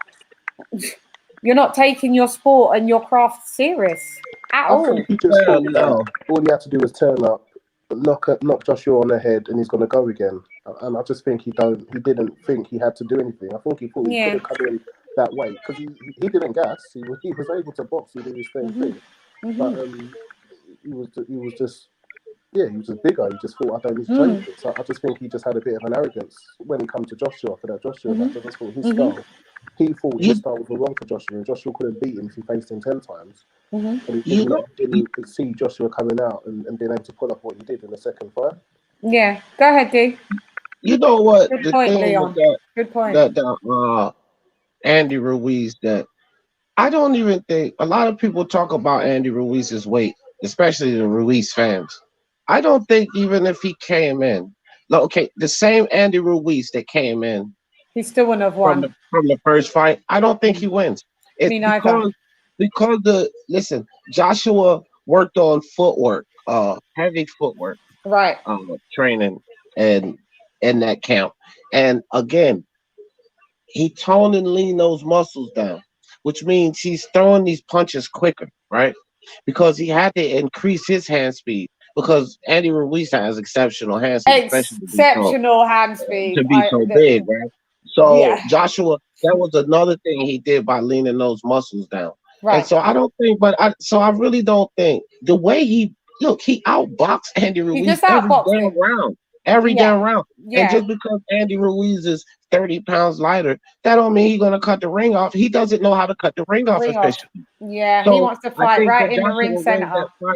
I think that Joshua wins that fight regardless. And Leon, I think over a course of time, like the next year or so here, you first have to tone down those bulky muscles and then you strengthen them. So I think that knockout puncher we know of, I don't think that there'll be a problem with that. He'll get Me that strength neither. back, but he gotta tone them down and get those muscles leaned out because he was too bulky, right? So I agree with you that it took away maybe some of the pop, but it will come back because they're gonna strengthen him the right way, where the muscles are Right. still lean, but they're stronger. Yeah. So I And don't it's like. they'll focus on strength and conditioning, Yeah, definitely. yes. I think his dominance and punching and his punching dominance. I don't think that over the course of time with this new training, this new regiment, I think that he's going to be fine there, and just even more dangerous because he'll get stronger, but he's getting better stylistically, like skill wise. He's So it just evolving. makes him more dangerous. It's probably the only heavyweight right now too. That's something else that people don't really account for. That outside of these prospects, right? We're talking about the top guys. He's probably the only one of the top guys that is evolving. Because when Thank you. we look at Tyson Fury, and I'm a Fury fan, remember, but Yeah. he peaked out. He peaked out. Fury's not gonna get any better. He's really No. already the best skilled That heavyweight. So he's not yeah. really gonna, he can implement some things to his game, this, that, and the third. But Joshua was the only one who's evolving, taking his game to the next level. Deontay And Wilder, please, he's just that. One he hand, one, gets two, my mouth. yeah. You know what I mean? But he's That's dangerous why now. he Let's not shit on extinct. Wilder because he can knock anybody out still. But that's it. Don't He get it just has that. twisted. He Yeah, just has that that. right hand is That's it. dangerous. No, yeah, nobody's But discrediting that none the of right hand. Dillian White, Povetkin, no matter who you look at, he's the only one evolving. He's the Right. only one that's actually taking it to the next level. I don't think where can Fury go? He can't go any more levels than where he is. There's You know what I levels to mean? this shit. Yeah, I don't. This is what I'm saying. And where do you think once there's say Anthony Joshua wins against Fury, and okay, so now he achieves unification. Where does he go after that? Does he Well, carry? he already said what he's gonna do. Anthony Joshua, you guys probably know better than I do, but I listen to what these guys say, not these silly ass channels. And Anthony Joshua said he and his uncle made a list. He said, so whether he Yeah, goes that undisputed or they not, check them all off. Yeah. he said, so whether he goes undisputed or not, he's gonna finish the list. So if you're one of the top guys and your name on that list, then you got this ass whooping coming. And look, dog, that's what I'm saying. That's what you want out of a champion, bro. That dude is that's serious. You know what I mean? That dude's That's serious. Yeah. I respect it. Big up Tunde Jai's in the building. If I could drop a bomb for you, Pardy, I'd drop a bomb because there's lions in the camp all day long. Yeah. Leon, you can unmute yourself because you've muted yourself. You can unmute. We've got some questions here. Okay, we go to hang on, let's go to this one. Hang on, I forget there's some that's coming. So we need David Price as a pundit. I like watching David Price on IFL TV. I do like watching him when he gives his opinion. His accent is mad wild most of the time. I think I need subtitles, but yeah. And do you listen to Leon? David Price, his accent is wild. Yeah, I can't even understand it half of the time, and I'm from the UK. That's wild. So I always think people outside the UK, especially in America, there's no hope for them to understand what David Price is saying some of the times. I'm telling you, but yeah, we take this question. War Standard, big up yourself. Hi again. Fury got laid out by Paykick. How do you pronounce his name? Paykick. Cunningham and Wilder lost to McDermott, was out cold on his feet in round 2 against Chisora in the first fight. Do you wanna take this? I mean, what does that mean? Yeah, I don't know. Ali got knocked out. Well, War Stand, Ali got knocked out by Frazier, but still revealed as one of the best ever. So what the fuck does that mean? Like, this is the thing. Like, if you're gonna say this War Stand, then you have to listen to the same thing with the AJ haters. Right. Well, he got rocked by Dillian White. He lost to Andy Ruiz. blah, blah, blah, blah, blah. He's still the greatest. Like, there's only two guys. This is what I'm talking about. This is what I was talking about earlier. War stand. If you're a Joshua fan, everything that you put in that comment is irrelevant because you praise Joshua. Right. Regardless of It's how biased. you don't like Fury, or you think that Joshua is better. Here's the reality of it, War Stand. There's only two guys. You can call Joshua number one. You can call Fury number one. Take your pick. For every one of the Joshua fans that call Joshua number one, I say respect. I don't say, nah, he ain't number one because Fury did this, because Fury did this. No, I say respect because he has done everything he needs to do and he deserves to be called number one. Right. Now, I'm not going to bash Joshua down, right? I'm not going to say about, oh, well, what about this? What about when he got rocked by Dillian White? Or what about, who cares about any of that? Where he stands at now, he deserves to be called number one, okay? So, War Stand, regardless of what you put in that comment, who is the only guy that anybody thinks that has a chance to beat Joshua? And that would be Fury, my friend. Right. Facts. Facts, factory, It's just that simple. You don't really have to bash Fury, and I don't have to bash Joshua. I'm a Fury fan, and I've done nothing but praise Joshua. It doesn't change what Fury is. It doesn't change the fact that I think that Fury will beat him. That doesn't mean that Fury will beat him, because I've said this on my channel. Joshua can beat Tyson Fury. I believe he's the only one at the heavyweight division who that has a chance to do it. Yeah, that has the I think those two guys pretty much beat everybody else, and only those two guys can beat each other. And that don't have to disrespect Joshua to say that. If you say Joshua's number one, I say respect because he deserves to be called that. That's it. Right. Carl Froch is a hater. AJ hater. Carl, I only sold 80,000 at Wembley. Froch. Yeah, we know, Nick. He is a super duper hater, and Sky actually bloody hired him to do commentary. Stupid. I just thought that was so weird. That was almost sabotagery. We've lost D for a little minute. Yeah, there you go, Lee. That is D's channel is a great channel. Guys, definitely subscribe and look out for his commentary. I had the pleasure to be on his panel maybe a day before the Joshua Pulev weigh-in, and it was humbling, and it's great to be immersed by the greats. You know, I learn a lot. So yeah, big up, guys. Make sure you press this like button, because when you press the like button when you come in here, right, it alerts YouTube that this is the type of stuff that you like, and then they will put me on your recommendations list, and then you'll see Shani Boxology, and you'll be like, yeah, let me click. So big up Tunde in the building. You know, that's gang all day. What a good entertaining fight this was. Joshua is the complete package. Is it? I thought very entertaining. I really enjoyed it. We loved it. I was going wild. I literally threw my pen when he knocked down Pulev in the third round. I threw my pen so hard against the wall that it bounced back and came back to me. That's wild. A messy knockout. Pulev looked humiliated. When he got up, I thought, wow. I felt sorry for him. That's when you know it's bad, when you feel sorry. And then I'm like, you know what? But you know the antagonization that he did on the Trinity, like, I mean, you know, the weigh-in was like another thing, we've seen a new Joshua attitude-wise, and I'm here for it.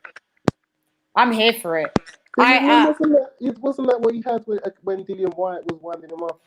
Because that was real.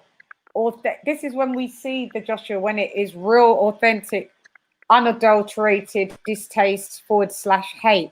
He can't hide that. But with the rest of the fighters that he's really fought, I think if he ever fights Deontay Wilder, you'll get that same vibe as well. No doubt. You'll get that same vibe as well.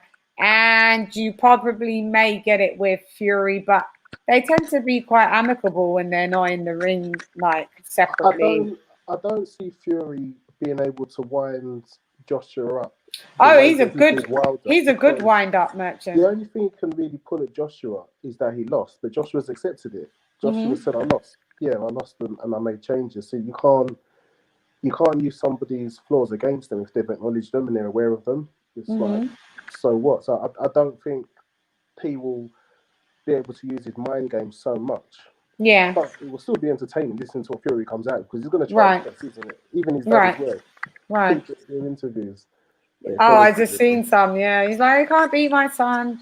Oh, mate, I'm just like, a guy can't even just revel in his glory.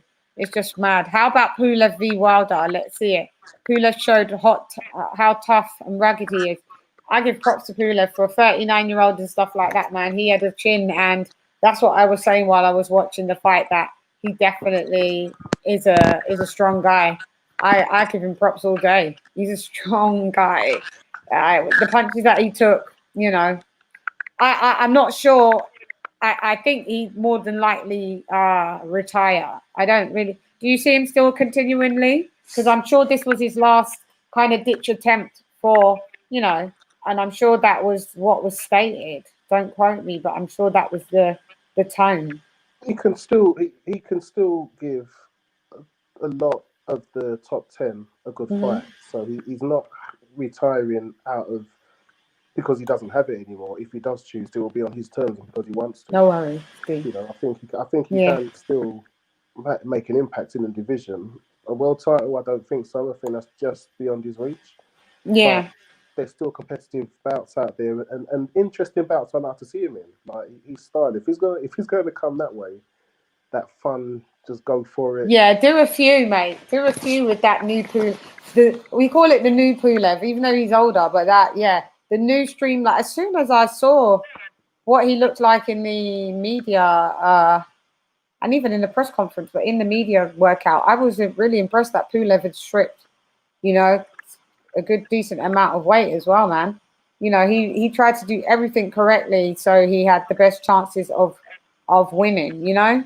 And Eddie Hearn does tend to, if an opposing fighter comes in, puts on a good display, but it's fun and interesting, he is capable of finding his other fighters to match up against them.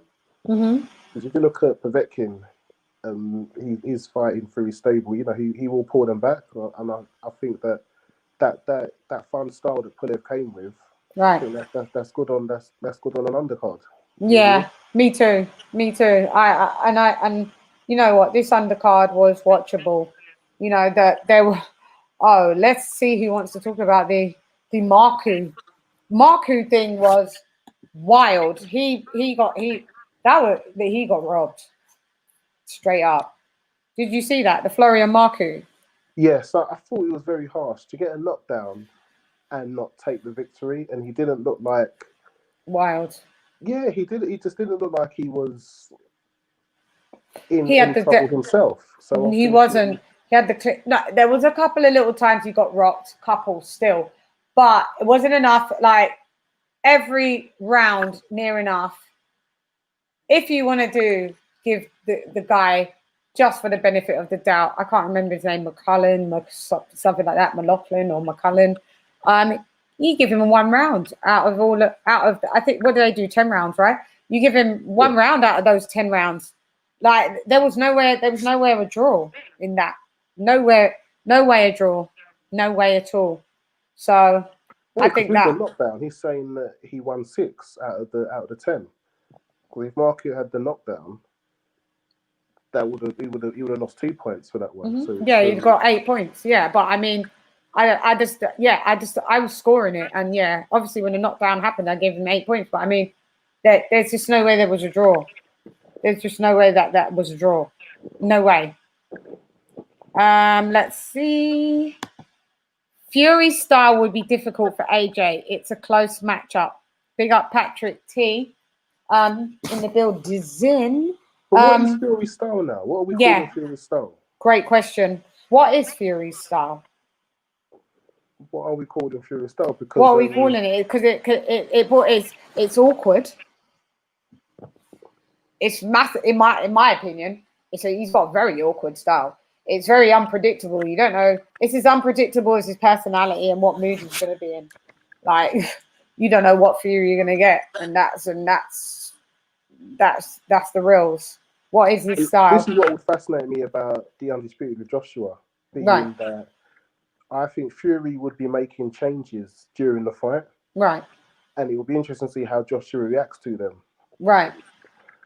And that's why I just have to give Fury the nod. I just think if it's not going his way, he can change it. But then with Joshua, if the fight's not going his way, will he be able to change it? And if I had to pick, would one be able to change it to suit them?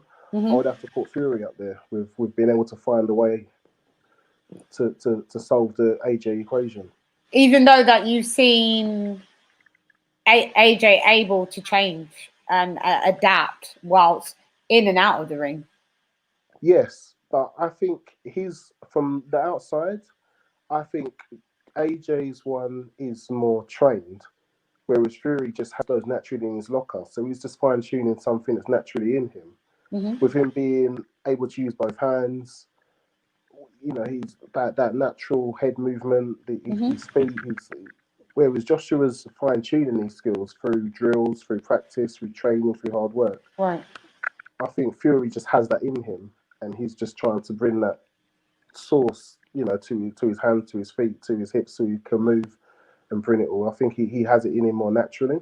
Right. Well, I think if you want to compare it, it's like the Messi and Ronaldo. One that is going to train hard. And one that's naturally gifted like that. Banging the goals, and another one's kind of just seemed to be born, being able to kick a ball and put it where he wants. Like, right. Messi just that natural skills. Right. We've got EJ Boxing live. Enter the domain. EJ in the building. If I could drop up, I might drop it. Sorry, I haven't got any sound effects. Yeah, I got sound effects to how you doing, man? What's going on, man? I've been listening. We're here, man. We're here.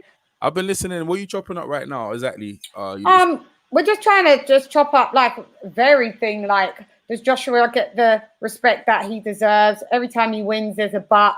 There's a congratulations, but that star won't win against Tyson Fury. But this, like, it would like Carl Froch being a fraud, sitting there with his with his digs and jabs. He's such a fraud. He is such a fraud. So, what do you think about all of these things? All right, so you know what? I've been watching it again because, you know, I bought the pay-per-view. Hey, what's up? Big up, Leon. How you doing, my man? Right? I say, you're on mute, but that's cool. Let me mute him because his mic's a bit wild.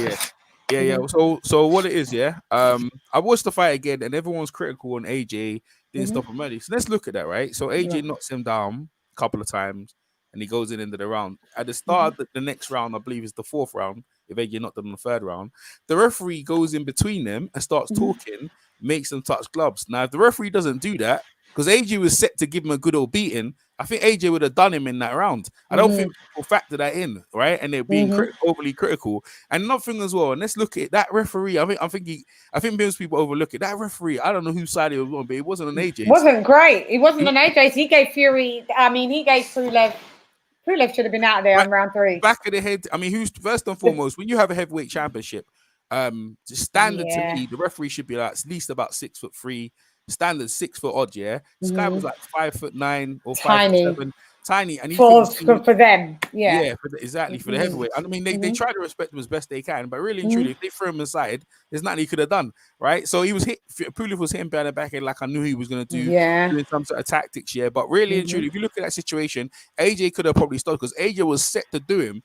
At the end of that round, it was in a momentum, and if you know in boxing, you get into this sort of flow and these patterns. And at that point, AJ said, "You know what? There's no hurry in that." The referee come in, AJ kind of reset himself and went back to the jab and longed it out. But I preferred AJ doing that to him because you want to see more of AJ in the ring to see how his mentality was going on. So you saw a lot of up changes and flows for AJ when he was in the ring. So I appreciate that. Now, the criticism from Carl Froch, you must admit, now I've been around that whole situation with Carl Froch. When Joe broke the first one, around the second one, and then AJ was in the undercard of Fury against George Grove in the Wembley where he's done 84,000, right? Yeah, mad. I remember the time when Carl Froch was the guy. So what's happened with Carl Froch? In effect, he's been replaced. Right. His ego can't take it. And the thing about Carl Froch, if you ever talk to him about Andre Ward, he'd bun you up, you know. He'll bun up a man. If just mention Andre Ward, they go off. Now, when I interviewed him, I I was respectful to him. So me and him had a good long interview when I was working for the Boxer Voice. Right. So he was all right with me. But if you even mention Andre Ward or you're American, trust me, he goes off. So AJ I think it's more to do with AJ replacing what he's done. You know what I mean? Did you see? So then saying that, do you think it was a good move for Sky? Because I said this to Spencer, who was on earlier, and I was watching. Yeah, Spencer feels that we need someone that's anti and one that's pro. But let's look at this. Let's look at this right now. I brought this up about in America. How comes HBO went off the air? Now HBO went off the air because the commentators, they were disrespecting the product. The product is AJ. The product is the American fighters. If you consistently keep disrespecting the product, then why do people need to watch? So as fans, we were watching when we're trying to enjoy the process, and you're trying to tell us something else. So yeah, we have a right to give it to Carl Froch. And you know what? Does he need to be on there? No, he doesn't. He's not even a heavyweight. So you could have put a heavyweight on there. So, but he is connected to Rob McCracken, and he knows AJ from AJ was young and then things there. But the critiques he's doing, I agree with Spencer that he did, but it didn't need to be said at that time. AJ to me at that point has gone through a hell of a year, right? A hell of a year being lost to get his belts back in a situation against this guy that most people overlook, and Andrew Ruiz, right? Right. And at that point, we didn't really need to hear AJ getting the boot stuck to him, and also Pulev in the ring upset AJ because he didn't give AJ credit. He's one of them guys. You beat me, but you did not kill me. So you not kill me. So I win. AJ, what? AJ, I don't know what was said, but I'm just guessing, right? And then AJ was like, "Oh, what you mean? So I have to kill you? Yes, you must kill me. Kill me. Yes, kill me." AJ was like, "Yo, bro, this guy, bro, you know." And then AJ goes at the ring, and then he goes down to get his interview. And my man's asking him about Fury. He's like, "Yo, bro, what am I getting it everywhere?" It's like, "What?" And then AJ quickly, smartly said, because he's smart, right? I want to hear let's talk to the crowd. What did the crowd want? So AJ, you got that love back from the fans. You get me? So it's a constant battle. And you know what? With Sky, I'm gonna be honest with you. Right. I don't think they enough even in tune. Now Spencer wasn't really being corrected because he couldn't say it right because Spencer worked for them. But I'm gonna be what's the word? Keep it 100. Well, I kind of keep. I'm just. It's not really just my opinion. Adam Smith is the one who controls Sky, right? Right. He's the one who got rid of Glenn McCrory and Ian Darton. They were very vocal and they used to say what's on their mind. And Jim Watt, right? They were really good. They were because they were very honest and they were straight shooters. When Adam Smith got over, he wanted guys who just wanted to push his narrative. Adam Smith loves Vladimir Klitschko. He adores him. He adores this guy who could speak multiple languages. He's fascinated by him. He's type of guy. When he sees AJ, he has no kind of empathy with him, and he's the one pushing these sort of agendas behind the background. I see him like Mr. Beans doing these little things here. Seriously, honestly. And in my mind, I said to myself, even though Eddie Hearn's pushed, because Eddie Hearn, right, he grew up with jungle, garage music. Yeah.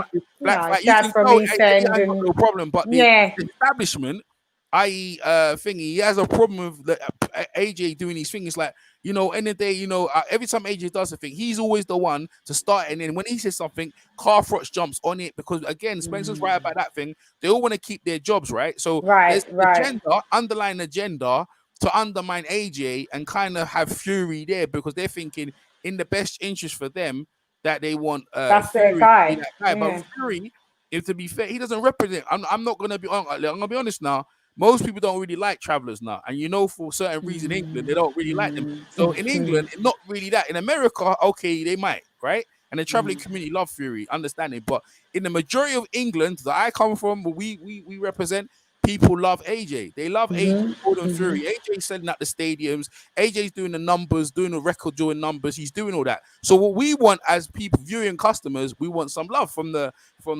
people, right? Carl Froch and the rest of them. But like I said to you, I think with Carl Froch, it's more a competitive thing more than anything. I think he looks at his achievements and he goes, look, what AJ's doing this? What about me? And I think he's on that kind of tip. I think that's where Carl Froch is coming from. And I He's think a hater, fam. Yeah. I think that's where it's coming from. I might be wrong, but like I said to you, Adam Smith, I've seen it. I've seen when Vladimir beat him, he wasn't happy about that. And he's happy to bring Wilder over because when AJ fought Klitschko, he brought Wilder over because he was hoping AJ can get in Wilder. Maybe Wilder can beat him. So Adam Smith is like not for AJ. The only one for AJ is Eddie Hearn. Eddie Hearn is He's the definitely, only one. yeah. And then the day, Eddie Hearn carries a lot of power because he's young.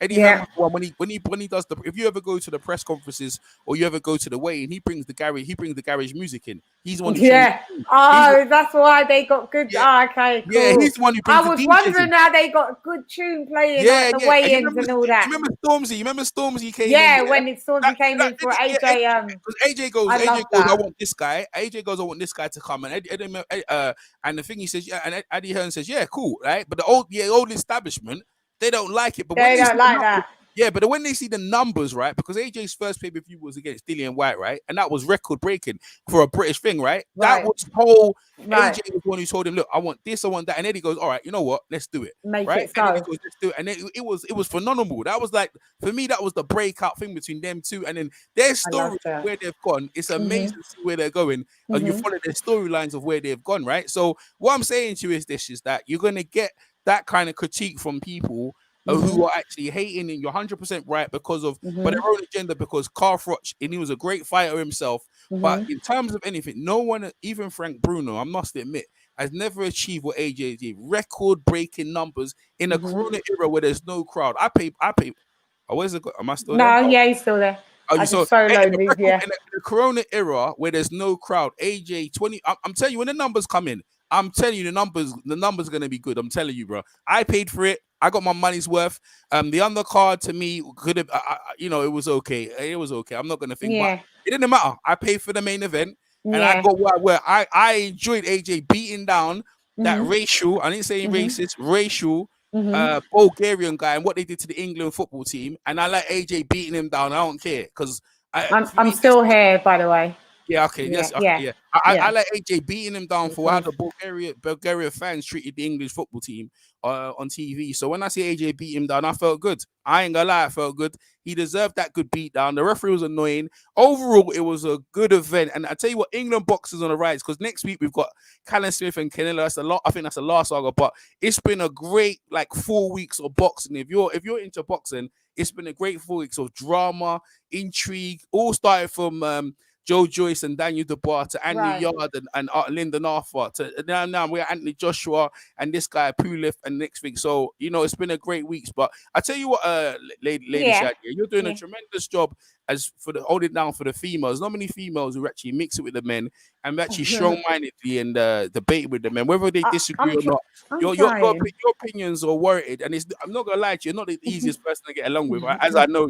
But what I'm saying is, what you are though, it's all love. What you are though is you're consistent, because you was making me laugh what you said about Fury. He's a feather-fisted, and you know what?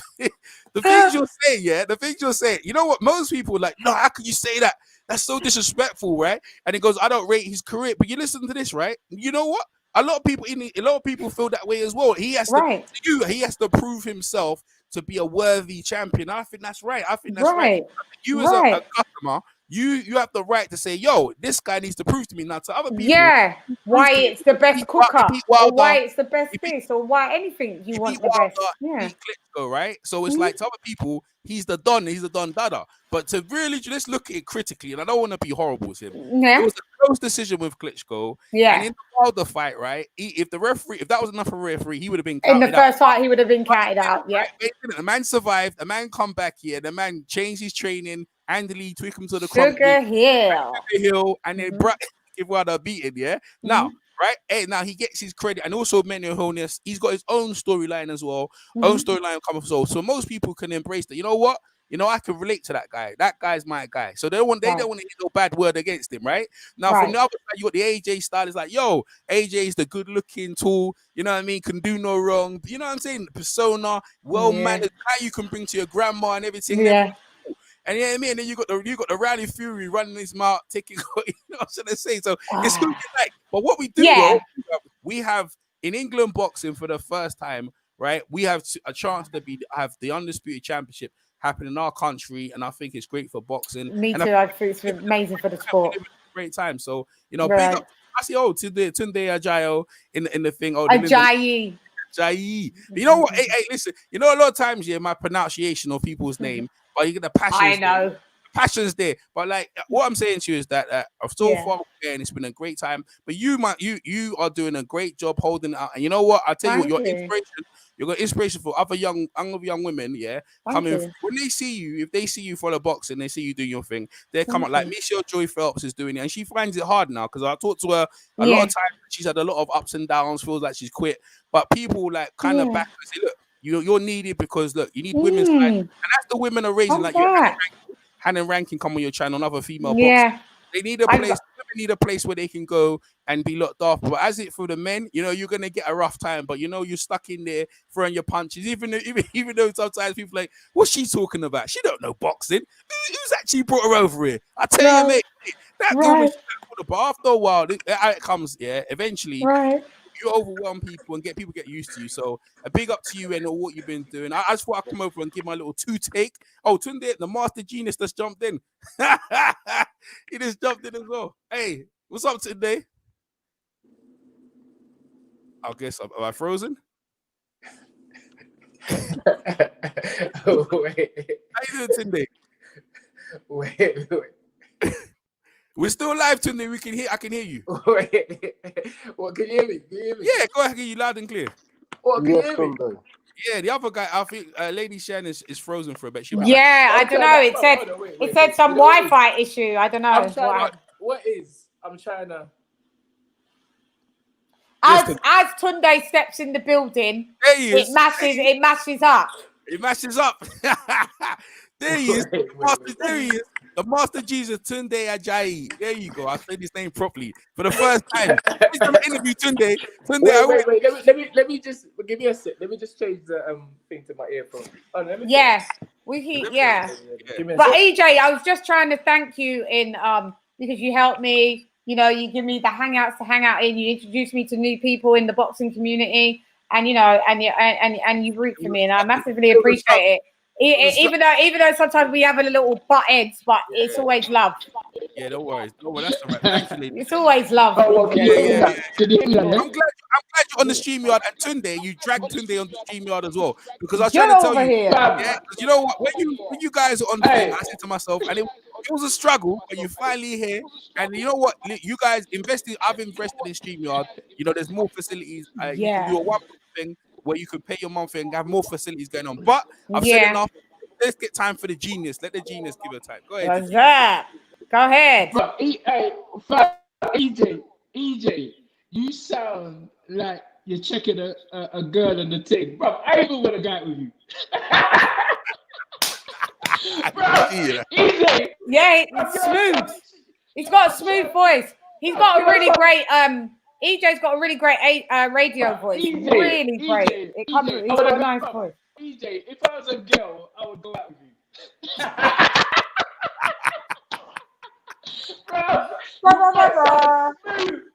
It does, right? Bro, you make her smooth like some. It is. Chocolate I said that. I said, EJ, one time I said to EJ, what microphone? Like, you using what microphone are you using? Like, EJ, I said that to you. Like, it sounds good, boy. It's all good. So what do you want to? What do you want to chop up? No, I'm just listening keenly. Obviously, you all know, Chann, I'm the supporter. It's me that bring in this thing here. Yeah. It's me that brings this. So I'm loving, of course. Come on. As EJ said, I love the work you're doing. And I'm just, I'm listening as a fan. And to your guests and the questions and the answers you're giving, and it's all good. I'm here supporting, like always. Big up Leon. I'm listening to your. You are teaching me for real. Tunde, people don't know like Tunde J doesn't listen, but I listen. But I just make out like I'm not listening. I'm listening. I'm learning. Yeah. And it's great. And I've heard. We're all trying. A lot of people. Yes. I've heard what a lot of people have had to say about AJ, and I think he's done excellent. It's a good performance.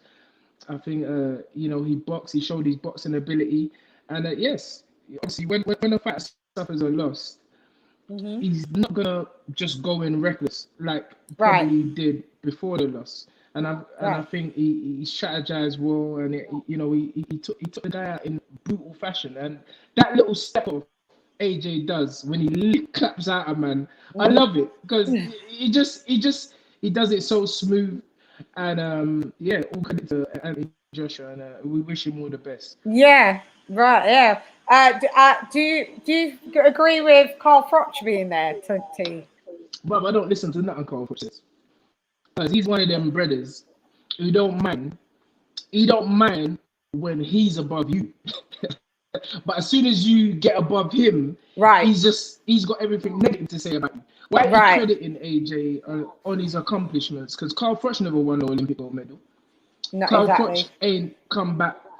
Carl Froch was not defeated and then came back and defeated the same man that defeated him. Yeah. So and these are it makes me laugh because these are the same people that were criticizing AJ, when he first lost. And then all of a sudden, there are some, but Carl Froch is different. Carl Froch has never seemed to he's AJ a hater for whatever reason it is. So I don't really listen. I don't even listen to his commentary or anything. And it's not about Carl Froch. It's about AJ. It's about AJ. AJ is again. He's a man. He's got a strong will, and he's doing well. I think people need to get behind him if they ain't already behind him. Because I believe, and I've said it, I believe he beats Tyson Fury. I don't care what anyone's saying, because that's what I think. I just think that if you look at the caliber of opponents that AJ has faced, his resume is mad in his career. You can't buy that. That kind of experience and that knowledge. And yes, AJ did knock out Deontay Wilder, but hold on, wasn't everybody saying that Deontay Wilder can't box? Everybody was cussing him about his boxing prior to that, and they just said he was just a one-punch KO wonder. He never had no wonder. Yeah, he never. It was never he had boxing ability and none of that. Well, AJ's got boxing ability. He's proven that when he won an Olympic gold medal. He proved that in a rematch against Ruiz. So I don't think it's a foregone conclusion. People saying Fury, because when you get in there, AJ has proven he's a man. He's got a strong mindset, and I think he's going to be relishing it more than Tyson Fury. Although Tyson Fury is a fighting man, as we keep on hearing. Right. I know I'm a fighting man. Fighting man. That's why they're fighters. I don't know. I don't know about all of that, but all I do know is it's going to be a great fight. And if I was a gambling man, which I'm not, because it's boxing, I'm always going to support AJ. Me too. And Dee said that earlier from Talk Sport Boxing that he feels that Tyson Fury's reached his peak. Anyway, AJ's evolving, adding more styles and more, great stuff to his, more strings to his bow. He just feels that, and he's a Tyson Fury supporter, by the way, but he feels that Tyson Fury isn't really going to evolve much beyond than what we've seen now. What do you think? Well, you can't really say that. Leon, you can come in as well. Yeah, big up Leon. Yeah, you can't really say that because if a man's in the gym every day and he's learning, then he's evolving. So you can't, remember, styles make fights. Right. Fighters give you the opportunity, different fighters give you the opportunity to display skills that you've learned in the gym. So sometimes it may not appear that a man is evolving, but that's only because the opponent in front of him hasn't allowed you to see that evolution. So I believe, Tyson, Anthony Joshua is always training. You don't see Anthony Joshua with no big belly. You ain't never seen those shot where AJ's got some fat belly and always in shape or drinking. Right. Yeah, he's always in shape. So that means that, even if you can't see the physical growth, there's always going to be a mental growth because he's repeating actions over and over and over again. So I do believe, and the same goes for Fury. Fury hasn't got a beach body, but again, before he fought Wilder the second time, people probably would have thought that he hasn't evolved, but he did, because he showed a different aspect to his game. He came out there and he done something. Yeah, oh, are you talking about no one's one? Fury. I'm talking about Fury now.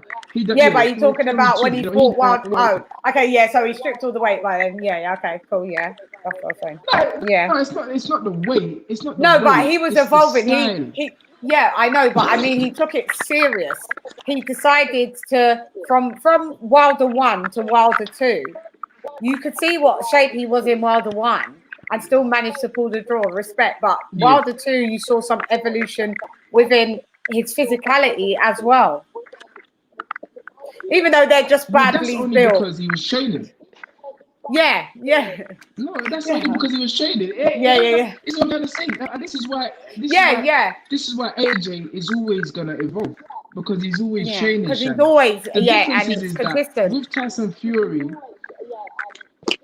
Yeah, the difference is with Tyson Fury, he'd been out with depression and what have you. Everyone knew the story. The fact that he was able to get to the top of the mountain so quick was I guess what everyone gave him credit for. And so time is the master. Even after the first fight, he was straight back in the gym. I think there was pictures of him the next day in the gym. So that is how you evolve. The way you evolve is just by continuing to do what you do. And I think it's unfair to people to say that a man will stop evolving. You can't. Nobody can ever stop growing, whether it's physical or mental, as long as you're doing the job. If you ain't doing the job, then you ain't gonna evolve. It's quite simple, you know. So I think both fighters are evolving because both fighters are training every day. I think where AJ is slightly ahead, because I don't think AJ has ever stopped training. No, I don't think so either. Late. Yeah, he came into the sport. Late, and what he's achieved. Listen, you reap what you sow, and he's obviously done something right to get to that level so quickly and maintain it. But you know, the maintenance of that level is what's more impressive to me, because you reap what you sow. So yeah, credit to both. But if you're asking me, I give it slightly to AJ. This is what I'm saying. I see you nodding, Lee, so that means I'm saying something right. So I have to mute Leon because Leon's mic is very bad, so it gives you the niggles. Leon, you're gonna need to sort out what that sound is, because it's all the time, every time. Let me see if that helps. I'm gonna come back in on the chat. It doesn't. You know it's not gonna help, but try it. There's more questions. It always does it. Every time he comes in, it just does it. Big up for coming in. It says, Dark Knight, it annoyed me, Fury's attitude to facing Dillian. Me too, because it comes across as like, I just feel that Fury is the biggest cherry-picking heavyweight in the world, so.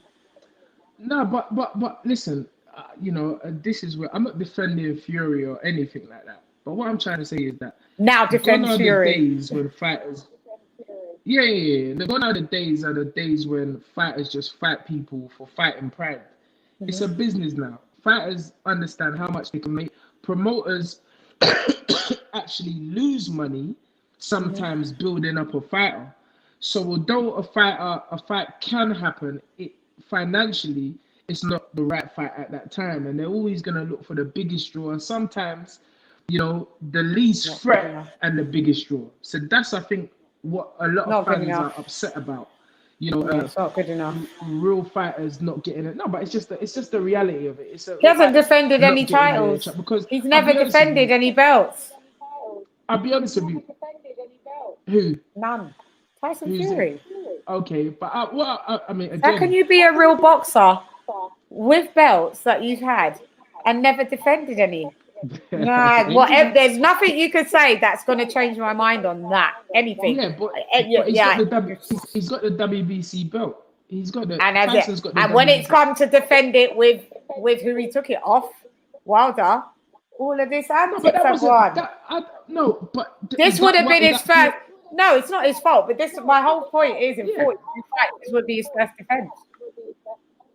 No, but what I'm trying to say is he had all the belts. He gave up. He got and he depressed. vacated them. We He went into know. medal, We know. and then he came back. He 2 fights and he reclaimed the title. So now it's Yeah, time but for him even to when defend. he had, yeah, but no, it was time for him to defend before, was it not? When? No, that's what I'm trying to say. He collected them, vacate. All right, he collected them, vacated, came back, got a title. All right. Because, well, Bob, if a man's smoking herbs and drinking whiskey, you can't expect him to defend the thing. So the man gave it up. You understand? And now he's got a belt. Now he's got the WBC belt. So now I guess he wants to, some people want to reclaim the money because from what I understand, the numbers what Fury is doing ain't good. Right. He never sell out no tickets in America. The paper, the viewership was not great. Right. Terence Crawford is outdoing him in everything, ticket sales and viewership. But Terence Crawford ain't getting the money Tyson Fury's getting. So that don't make no sense. So, but whatever it is, he's got the WBC belt. Right. We're talking about the Fury AJ fight happening, and I guess that's a chance for both guys to defend all their belts. So I'm not gonna really go into him ducking or dodging. I don't think he's done that because he went to America. We can't really say that because he went to America and beat a champion in his own backyard, and he done that with Klitschko as well. So you got to give Fury some credit. You understand? He fought Klitschko in Germany, did he not? Was it Germany? Yeah. Leon? And obviously Wilder in. Mic check. That sounds much better. Yeah, I'm on a tablet this time. Come on. The Lappy weren't repping, fam. Sup, D-Town Blaster. D-Town Blaster tailing everyone up. Just wanna sup. G's gone. Big night.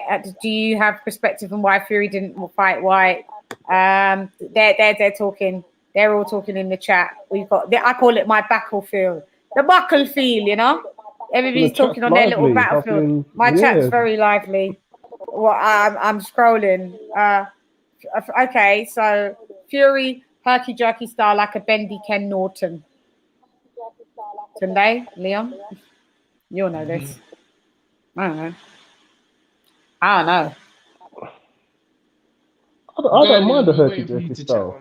Yeah, I don't mind the herky jerky style. Fury. I just know it's awkward. Wilder Fury won. Yeah. I found an intriguing fight, and I was I think I was showing that to my daughter. I was saying how when he got knocked down, the way he composed himself, he took a deep breath before he got up, and you could tell he was composing himself, getting up. I rate that. That is how you rate any. That was like WWF Undertaker business. But any fall in life, anytime you get knocked sideways, anytime something like knocks you for 6, it's a good example of how to take it on. You know, just take a deep breath, get centered again. And rally back, going. Fam. Yeah. And that's why I have to, when I see stuff like that, even with Joshua coming back and immediately facing Ruiz, the kind of mental toughness it takes, I have to respect that. That's why, even with Wilder defending the titles all those times, I have to respect those achievements. I know that he isn't given credit by everybody because of the class of opponents and stuff, but to still be able to have those achievements and to complete them, I just think, I'd have to give the respect where I think it's due. Yeah, commendable. Yeah, I give credit where it's due, man. But like sometimes you just have to when it's gassed up and it's not facts. That's only check. You haven't checkmated it, and anything that's not checkmated can't really fare well. Well, no, there is no out and out answer. That's why they need to fight each other, and that's the whole thing. People can have different opinions and argue back and forth, but we won't definitively know until they face each other twice in the ring. Right. And we'll see, hopefully that happens sooner rather than later. WBO President Paco Valserel has said they granted 2 exceptions. AJ for Ruiz and Pulev won't be willing to do for Fury fight. AJ must fight Usyk. So who wins? This is what I was saying. Usyk said he's not willing to step aside. He'd be willing to take court procedures if he didn't get his mandatory with AJ. So I feel that AJ has to fight Usyk first. And if so, in my opinion, who wins? AJ, because he's got the agility to keep up with Usyk.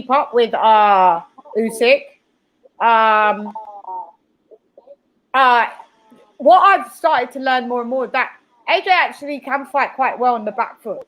I'm seeing it. I saw it with Pulev. At first, it was annoying me, but then because Pulev at times was pressuring him to be fighting on the back foot, and he actually fared well. And then obviously, took the fight and the onslaught on him to the front foot. So I think with those new traits or skills, his skill set developing at a rapid time that it is, I feel that he's going to be hard work for Usyk, because you have to remember Usyk is not a power puncher neither. So it's not going to fare well for Usyk, in my opinion, with all of these skills. That I could be less pro AJ if it was AJ 2 years ago, bulky AJ.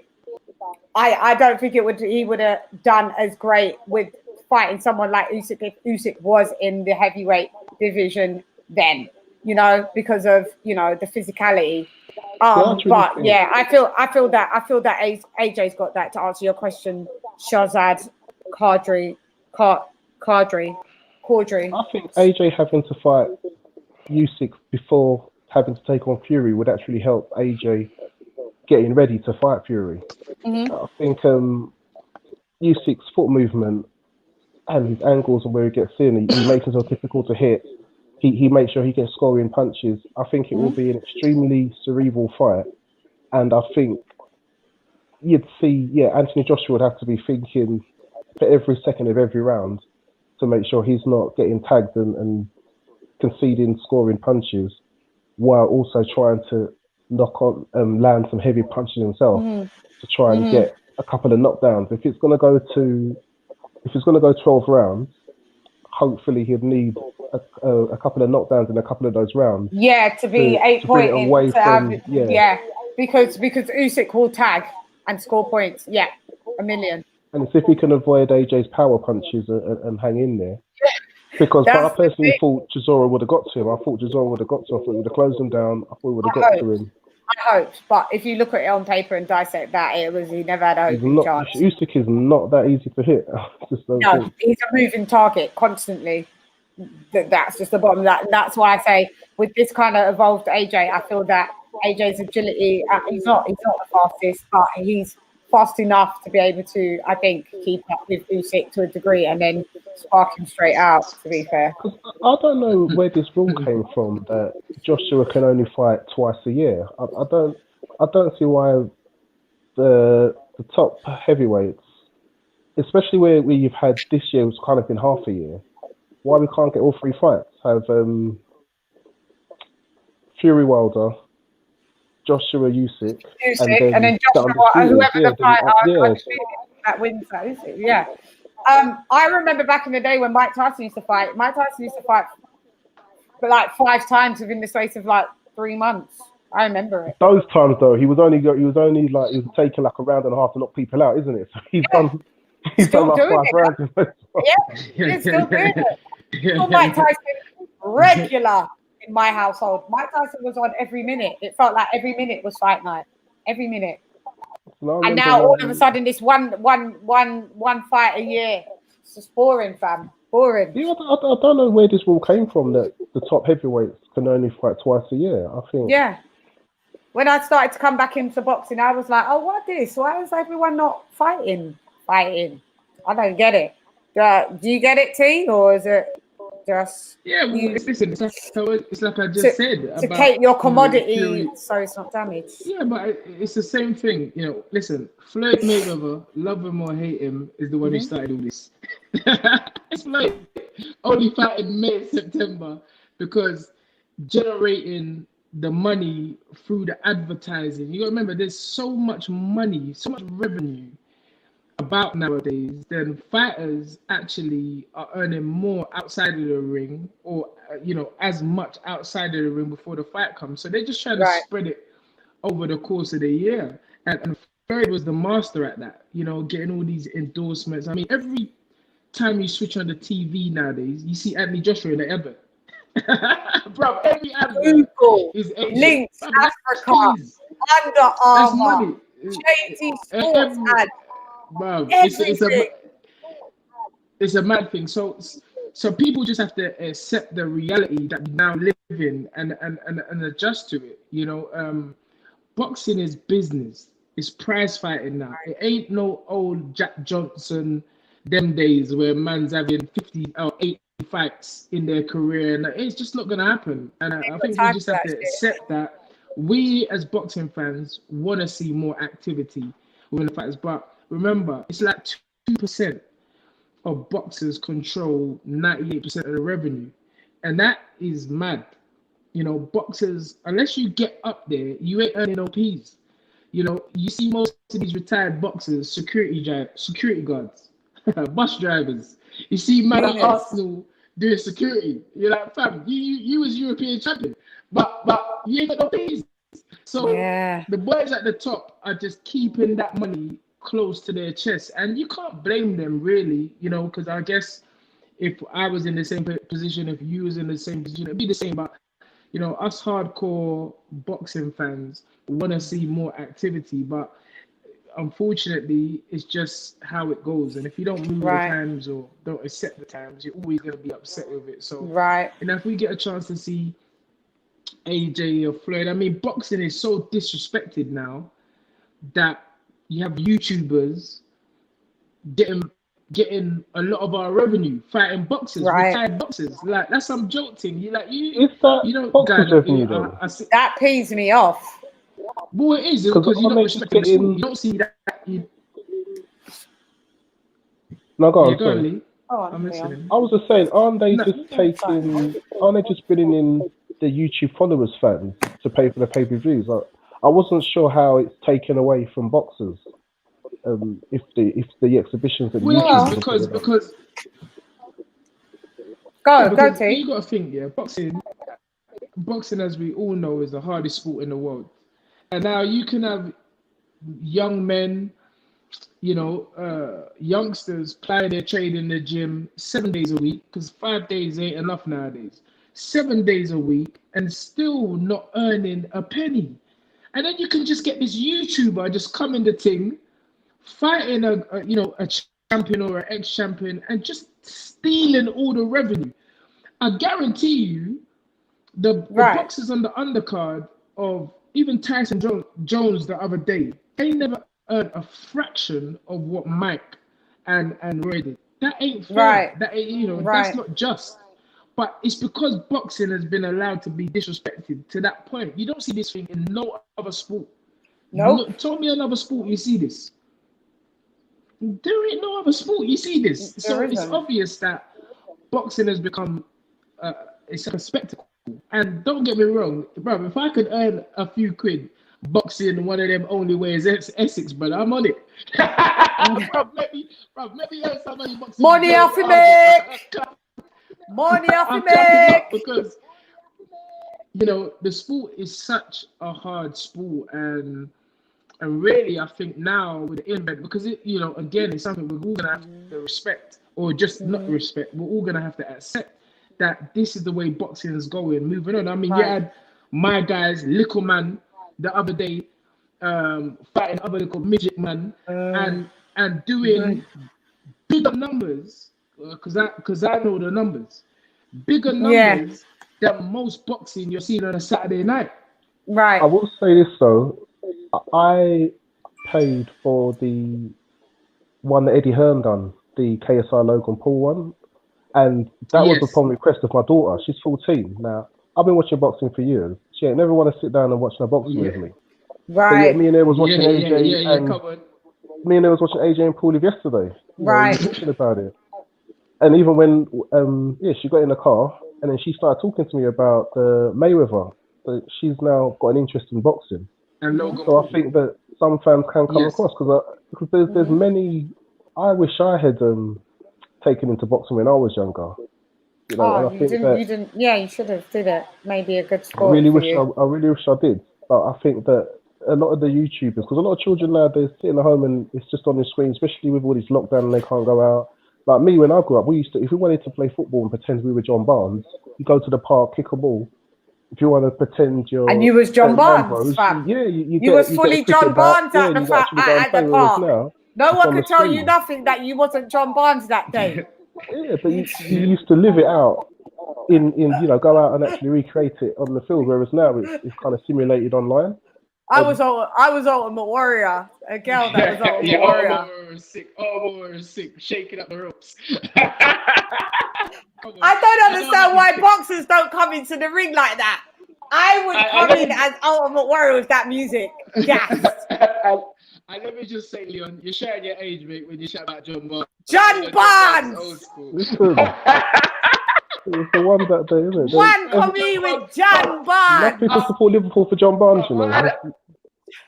Come on, I support John Barnes. That's why I had him on my show. We had John Barnes on the show. Yeah, John Barnes on the show. On the Fight Is Right.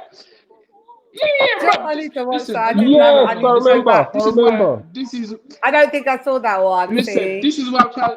This is why this is about management. This is what I'm trying to say with Chann. She's got so much content. She got to be careful not to put it all out there at once, because when me and Spencer first started the show, right? We've got so much content, and we were putting out like 4 legends on one show.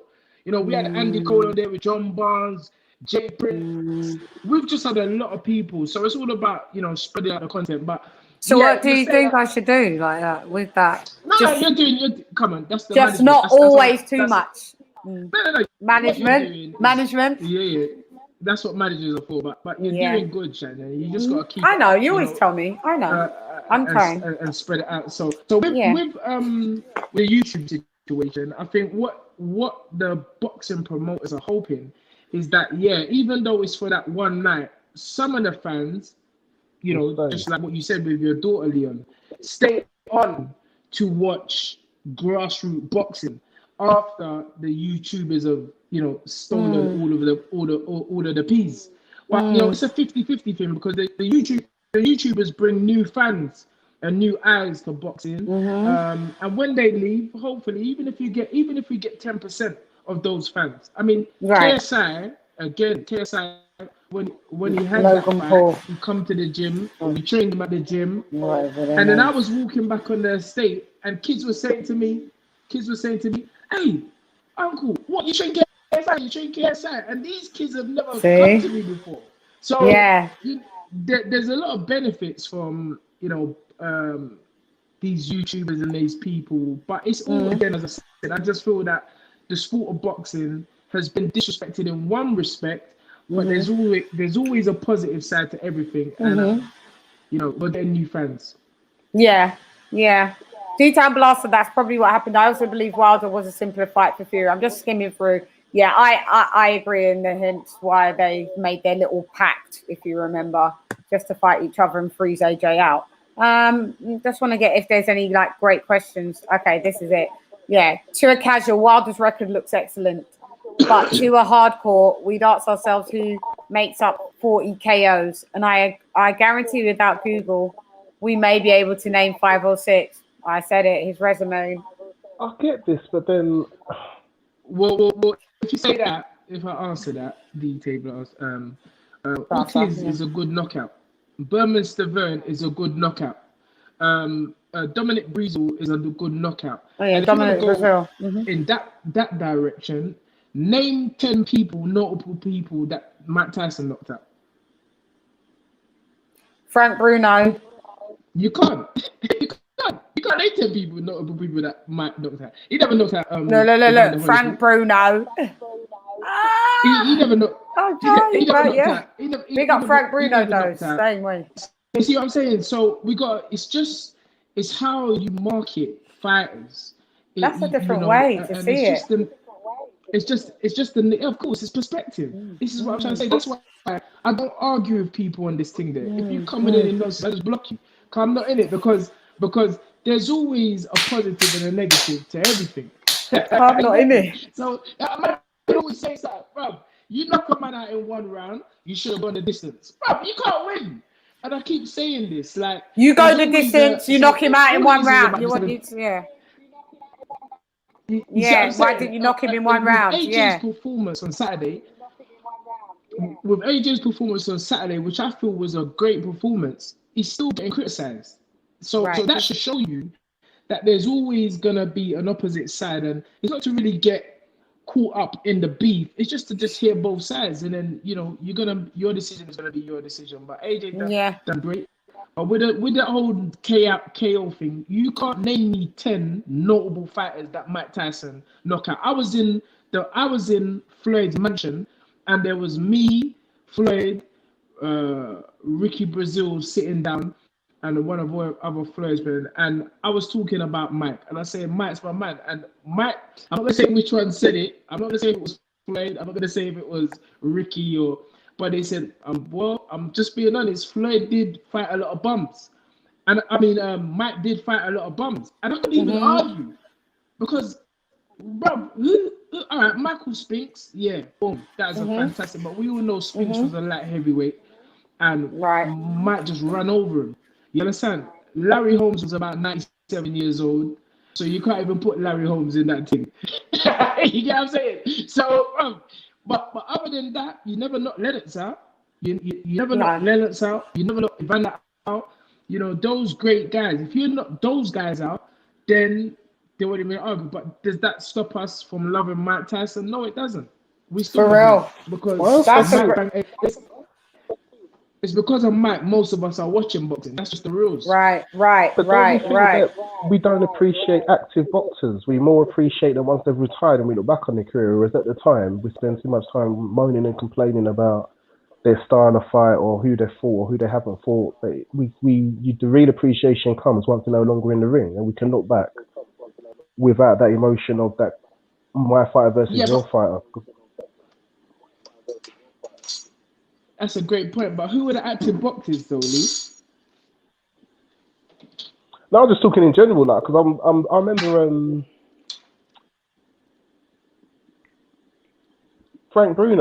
not Frank Bruno. They were even Muhammad Ali at the time. He was a very controversial character at the time, and it's once he stopped boxing that all of a sudden he got more loved by everyone, by all cultures. Well, I think we know that's the nature of the beast. You know, people don't respect him. Floyd always said he's going to be respected more after his career than when he was actually fighting. While he's active, that is the truth. You know, that's just the truth. That's again, it's just human nature. Like, you know, you can't win, Lee. You know, we all got our things that we like and we dislike, and the thing is that it's like I always say, the negative people are not really a lot, but we focus on what they're saying. There's a lot of people that love Mike, and Mike couldn't care less who Mike was knocking out. All you want to do is get around the TV and just see Mike clapping out a man. We didn't care because that time, as you say, Leon, boxers were more active. So because they were active, there was more. I mean, I was sitting down again in the mansion with Floyd, and Roger said to me, nobody had the place on lock like Mike Tyson. No, 100%. I remember years ago. Nobody. Come on. I remember years ago, my dad sitting us down, my brothers and sisters. We put on a VHS tape, and it was just a reel of Tyson's knockouts. And we, siblings, you don't always get along. Sometimes you argue. So that hour and a half, we were just rewinding it, catching joke, watching our man got knocked out. Tyson done that to you, didn't he? He brought that kind of that nostalgic feeling. So I understand why he generated all that money with that fight. Right. Yes. And we didn't care who them people was. It's the energy. That's what I'm saying. We really didn't mind who Mike was fighting. We just knew that. When Mike lost, I went into the little Asian man news agents, and I saw the paper on the floor. Mike's being KO'd. I was devastated. Bro, like the whole world just collapsed because I'm like, bro, Mike can't lose. It's not possible. How can Mike Tyson lose? Come on, your superhero. Your superhero lost. Superman can't fly. Like what? So it's like Mike.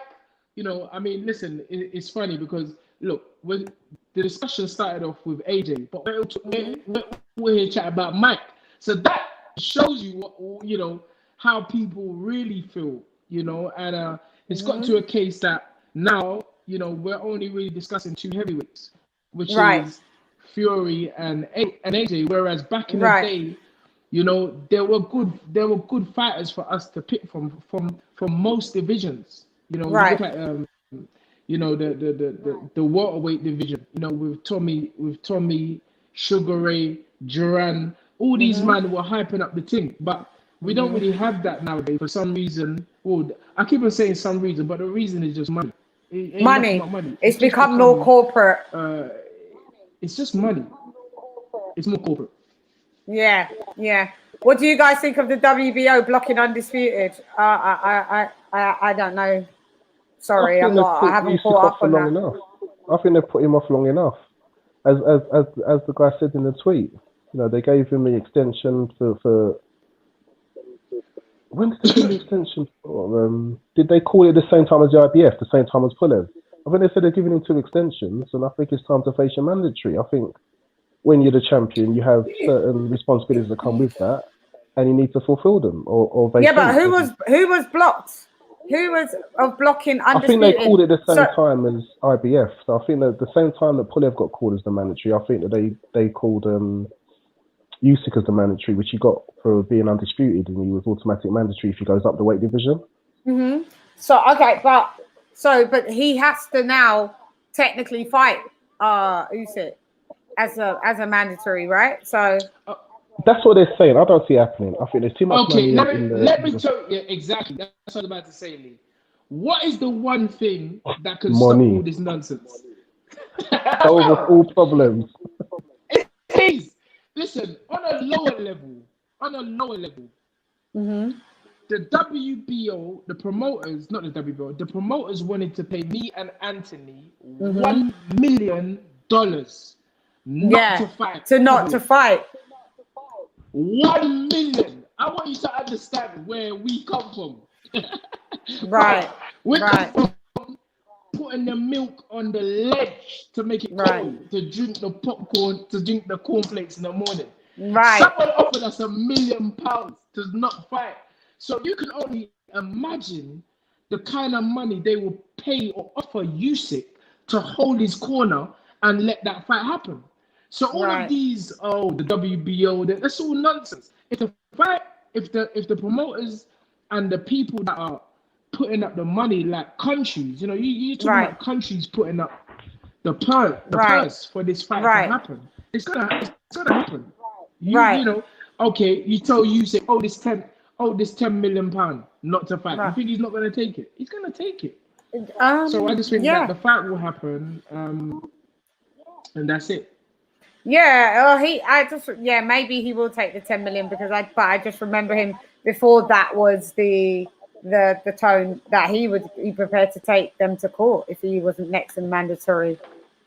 But 10 million may change everything. So that now that money. Listen, I couldn't call myself a Christian. I'm more spiritual, but the Bible says in Ecclesiastes, my dad always quotes it to me.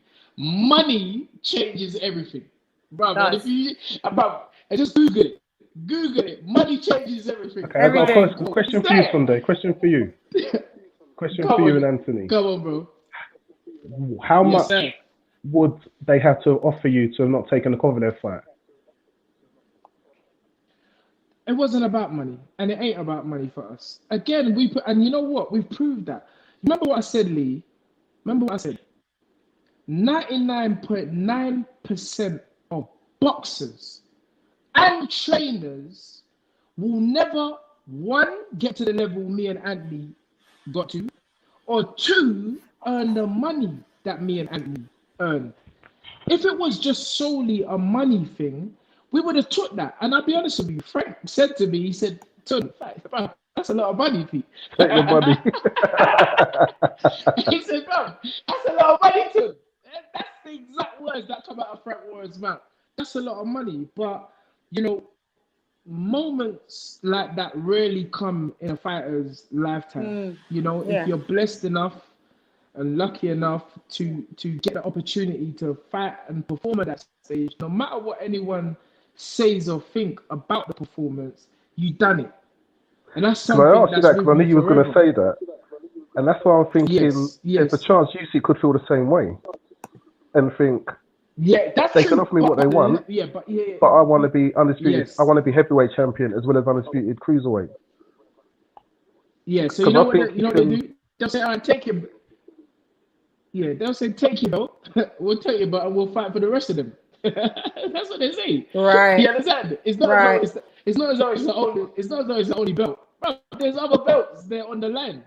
Right. I haven't heard Joshua say he's willing to let go of any of them belts. Well, again, Joshua wants them as all. I say, money changes everything.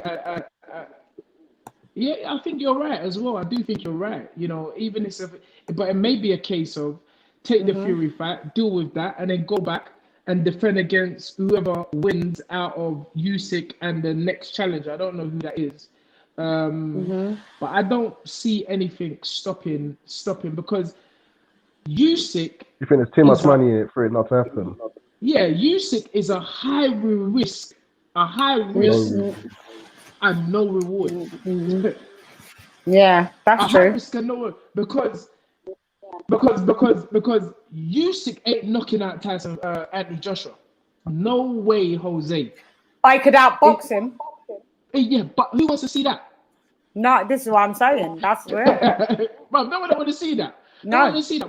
We want to see Tyson business. We want to see a man get clapped up. So we know with Tyson Fury and Anthony Joshua, both of them have the ability to knock out each other. It's just my way. But I love that question, Leon. That is a great question. You know, couldn't Usyk do the same thing? Let me tell you something. If they offered us 15 million, okay.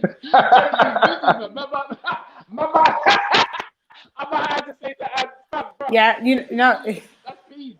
Yeah, a mil ain't enough. It's not the right time. Yeah, a mil ain't enough for real. Yeah. Once you pay tax on it, 40%, you take whoever's taking their cut. That's done.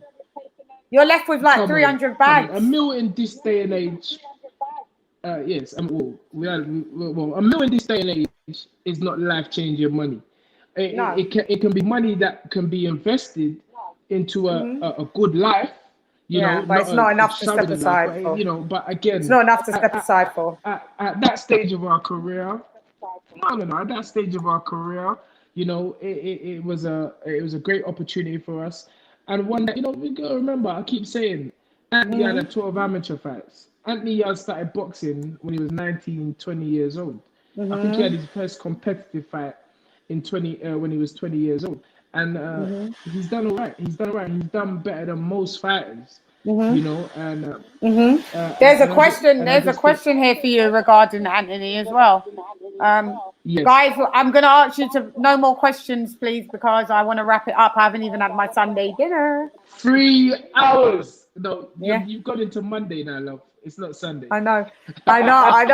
Yeah, it's Monday. This is the question that I know. But you know, everyone, and I appreciate everyone comes in and then you guys all come into that with your questions, and I love it. I massively appreciate it.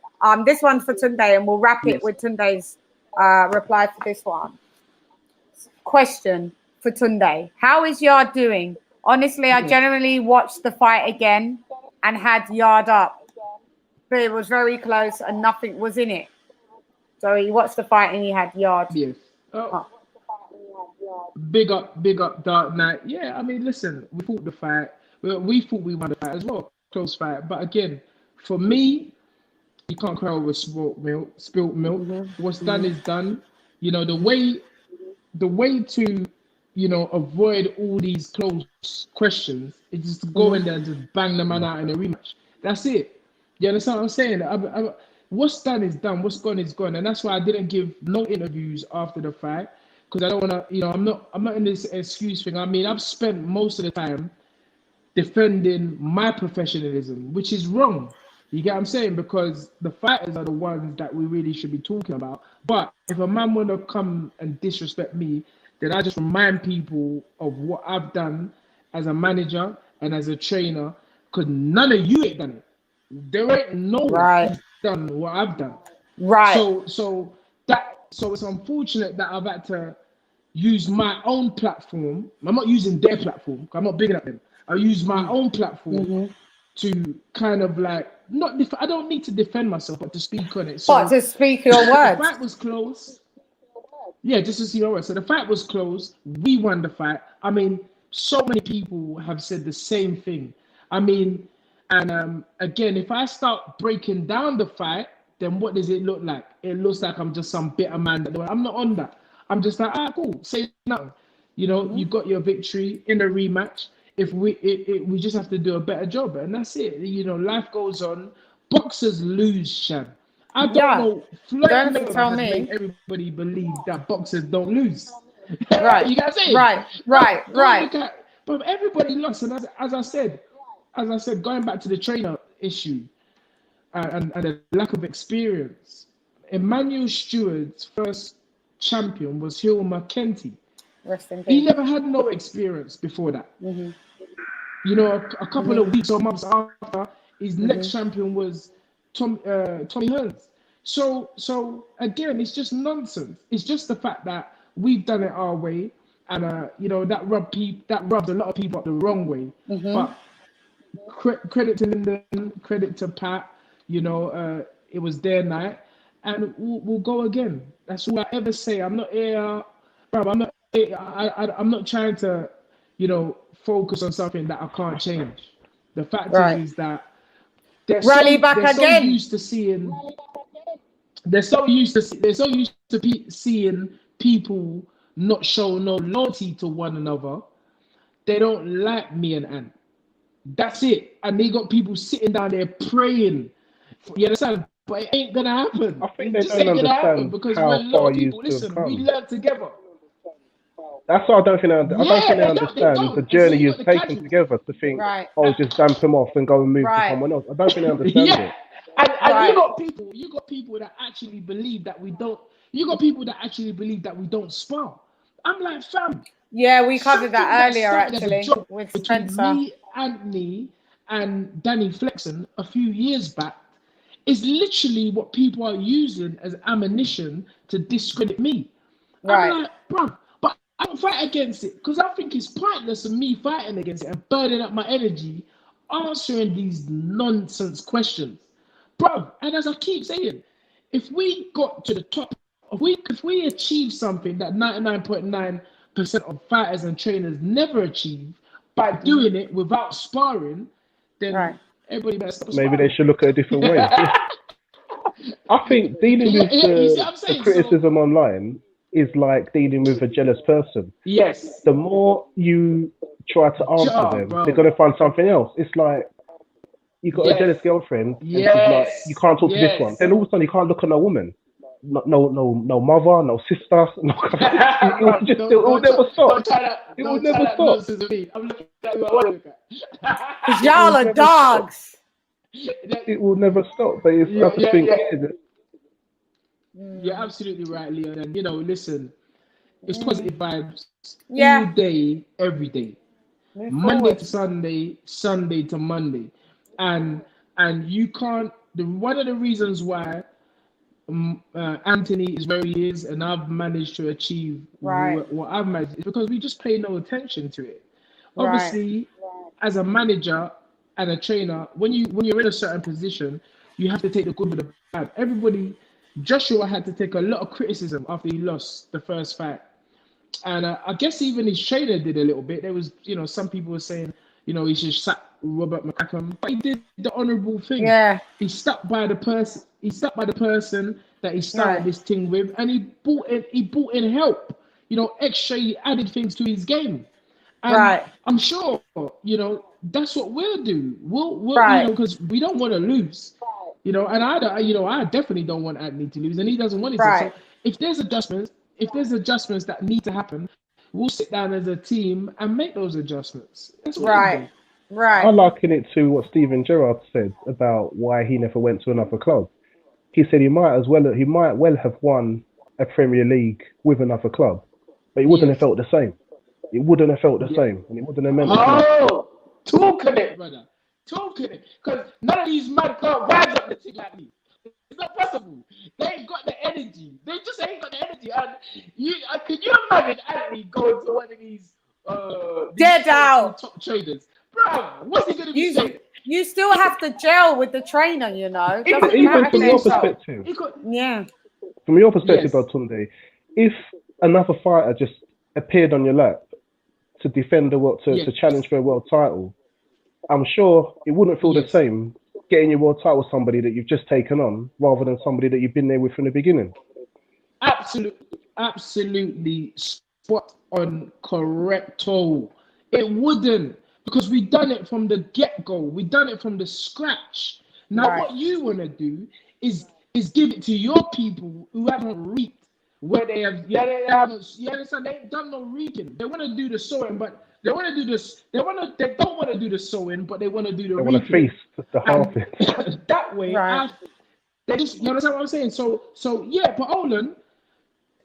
All this Brother cool man's name, Ben Davison, and all these Adam Booth and all these. Who have they built up from scratch?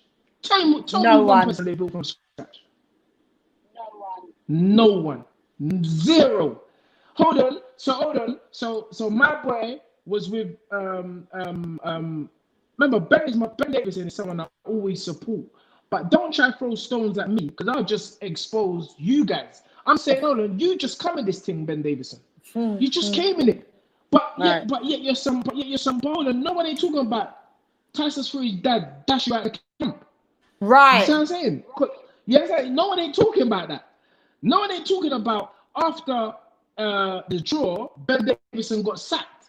Yet he's still one of the top trainers. Nonsense. Right. And as I said, having these top trainers in your corner does that guarantee victory. Because it didn't for Nathan Keverly with Kovalev. He got Brucker. He had the great Enzo Calzaghe in his corner. It didn't for Liam Smith against Canelo. He got Brucker. It didn't for Callum Johnson against Peterviev. He got Brucker. Kilbrook, he got Brucker. So, bro, don't try that one. You just try to keep the eggs in your thing. Yeah. You just try to keep all the eggs in your thing.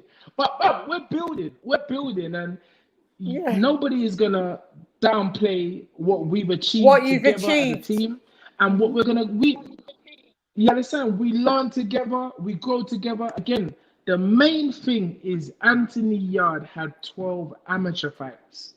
So until somebody can do that, remember, I've done the same thing with another kid who had 12 amateur fights. Young Junior Benjamin, Otu Saba, got him all the way past all the negativity to fight on the undercard of Floyd Mayweather against Marcus Maidana. Right. God knows why it never happened, because I trained him the same way I trained Anthony, and he failed his medical 2 days before he was supposed to go and fight on that great bill. Right. But within 3 years, I've done the same thing with another fighter, being Anthony Yard. So it's obvious that I've got something. Right. It's quite obvious. But I don't think enough people know your background. Told me to tone it down. They don't, and I can't. It don't make no sense, Lee. It don't make no sense me fighting with these guys, because you kill. It's like you kill one. They're gonna find something another else. One come. Yeah. You kill one, another one come. They're always gonna be there. It's a necessity. So I just have to take it. Chann wants to go and yammer food. Because all I'm hearing is right. That means get off you, like you're chatting too much. Shut up, go home. Shut up. So we got to allow her. Shann's done the thing. You managed to. I appreciate the invite, Chann. Thank you very much. You're more than welcome, Leon. You're always welcome. Yeah. So listen, it's all up. Listen, I just want to thank all of you guys. Yeah. Keep supporting us. We appreciate it, guys. We do. AJ, big up Anthony Joshua, big up Tyson Fury. Keep boxing going, keep boxing alive, and it is what it is. It is what. And I want to thank everyone for passing through. I want to thank you, T. Thank you for coming through. I know it's just ridiculous, but you're getting like UK boxing live. You can't be on these 3 hour things. People don't have this attention span. I keep telling you. I know. They're gonna have to dive in bits. And when I want to post bits, there's so much content. It's just ridiculous. But I want to thank you, Leon. I want to thank you, T. Yeah, I got to space it out and good trumpet up. Yeah, and I want to thank D. I want to thank EJ Boxing. I want to thank Spencer Fearon. You guys, thank you very much. Have a great Sunday, and remember what this is. Chann, you don't need to put everything out. You don't need to put everything out. Some of the stuff you just store, because the gold. Some of these interviews years later is gold. So what I'll do, so what I'm going to do is I won't put this in public straight away. I'll chop bits and put bits out. Say nada. There you go. Say nothing. There you go. Say not. That's a good idea. So yeah, I just want to thank everybody. That's why he's the manager, isn't it? I want to thank everybody, and you gotta tell them. You gotta tell them what's going on. Listen. They know we got some stuff to manage me. That's what I'm trying to say. Each one teach one. We're helping each other. You know, nobody doesn't need to be critical. We're here to help each other and help each other go. And we all love the sport of boxing. And that's it. You know the thing about me and you, Chann, we talk over each other because we got that energy. Like we want to talk before a man finishes a sentence. Bro, I'm learning, though, T. Energy flows. Energy goes where energy flows. It's coming. I'm learning to be quiet more. Like the first part of it. I spent the first part of it just listening. That's why I put on listening before I come in with my big mouth. But I appreciate it, and I'm sure. Yeah. You know, we're gonna chop it up. Yeah. So I gotta say to you guys, thank you all. D-Town Blaster, Dark Knight, Pep Talk UK, Nick Harmer. Who else? Oh no, that's you two. That's a load of people that's on the chat. These guys, Nick, thanks. You've come in with a.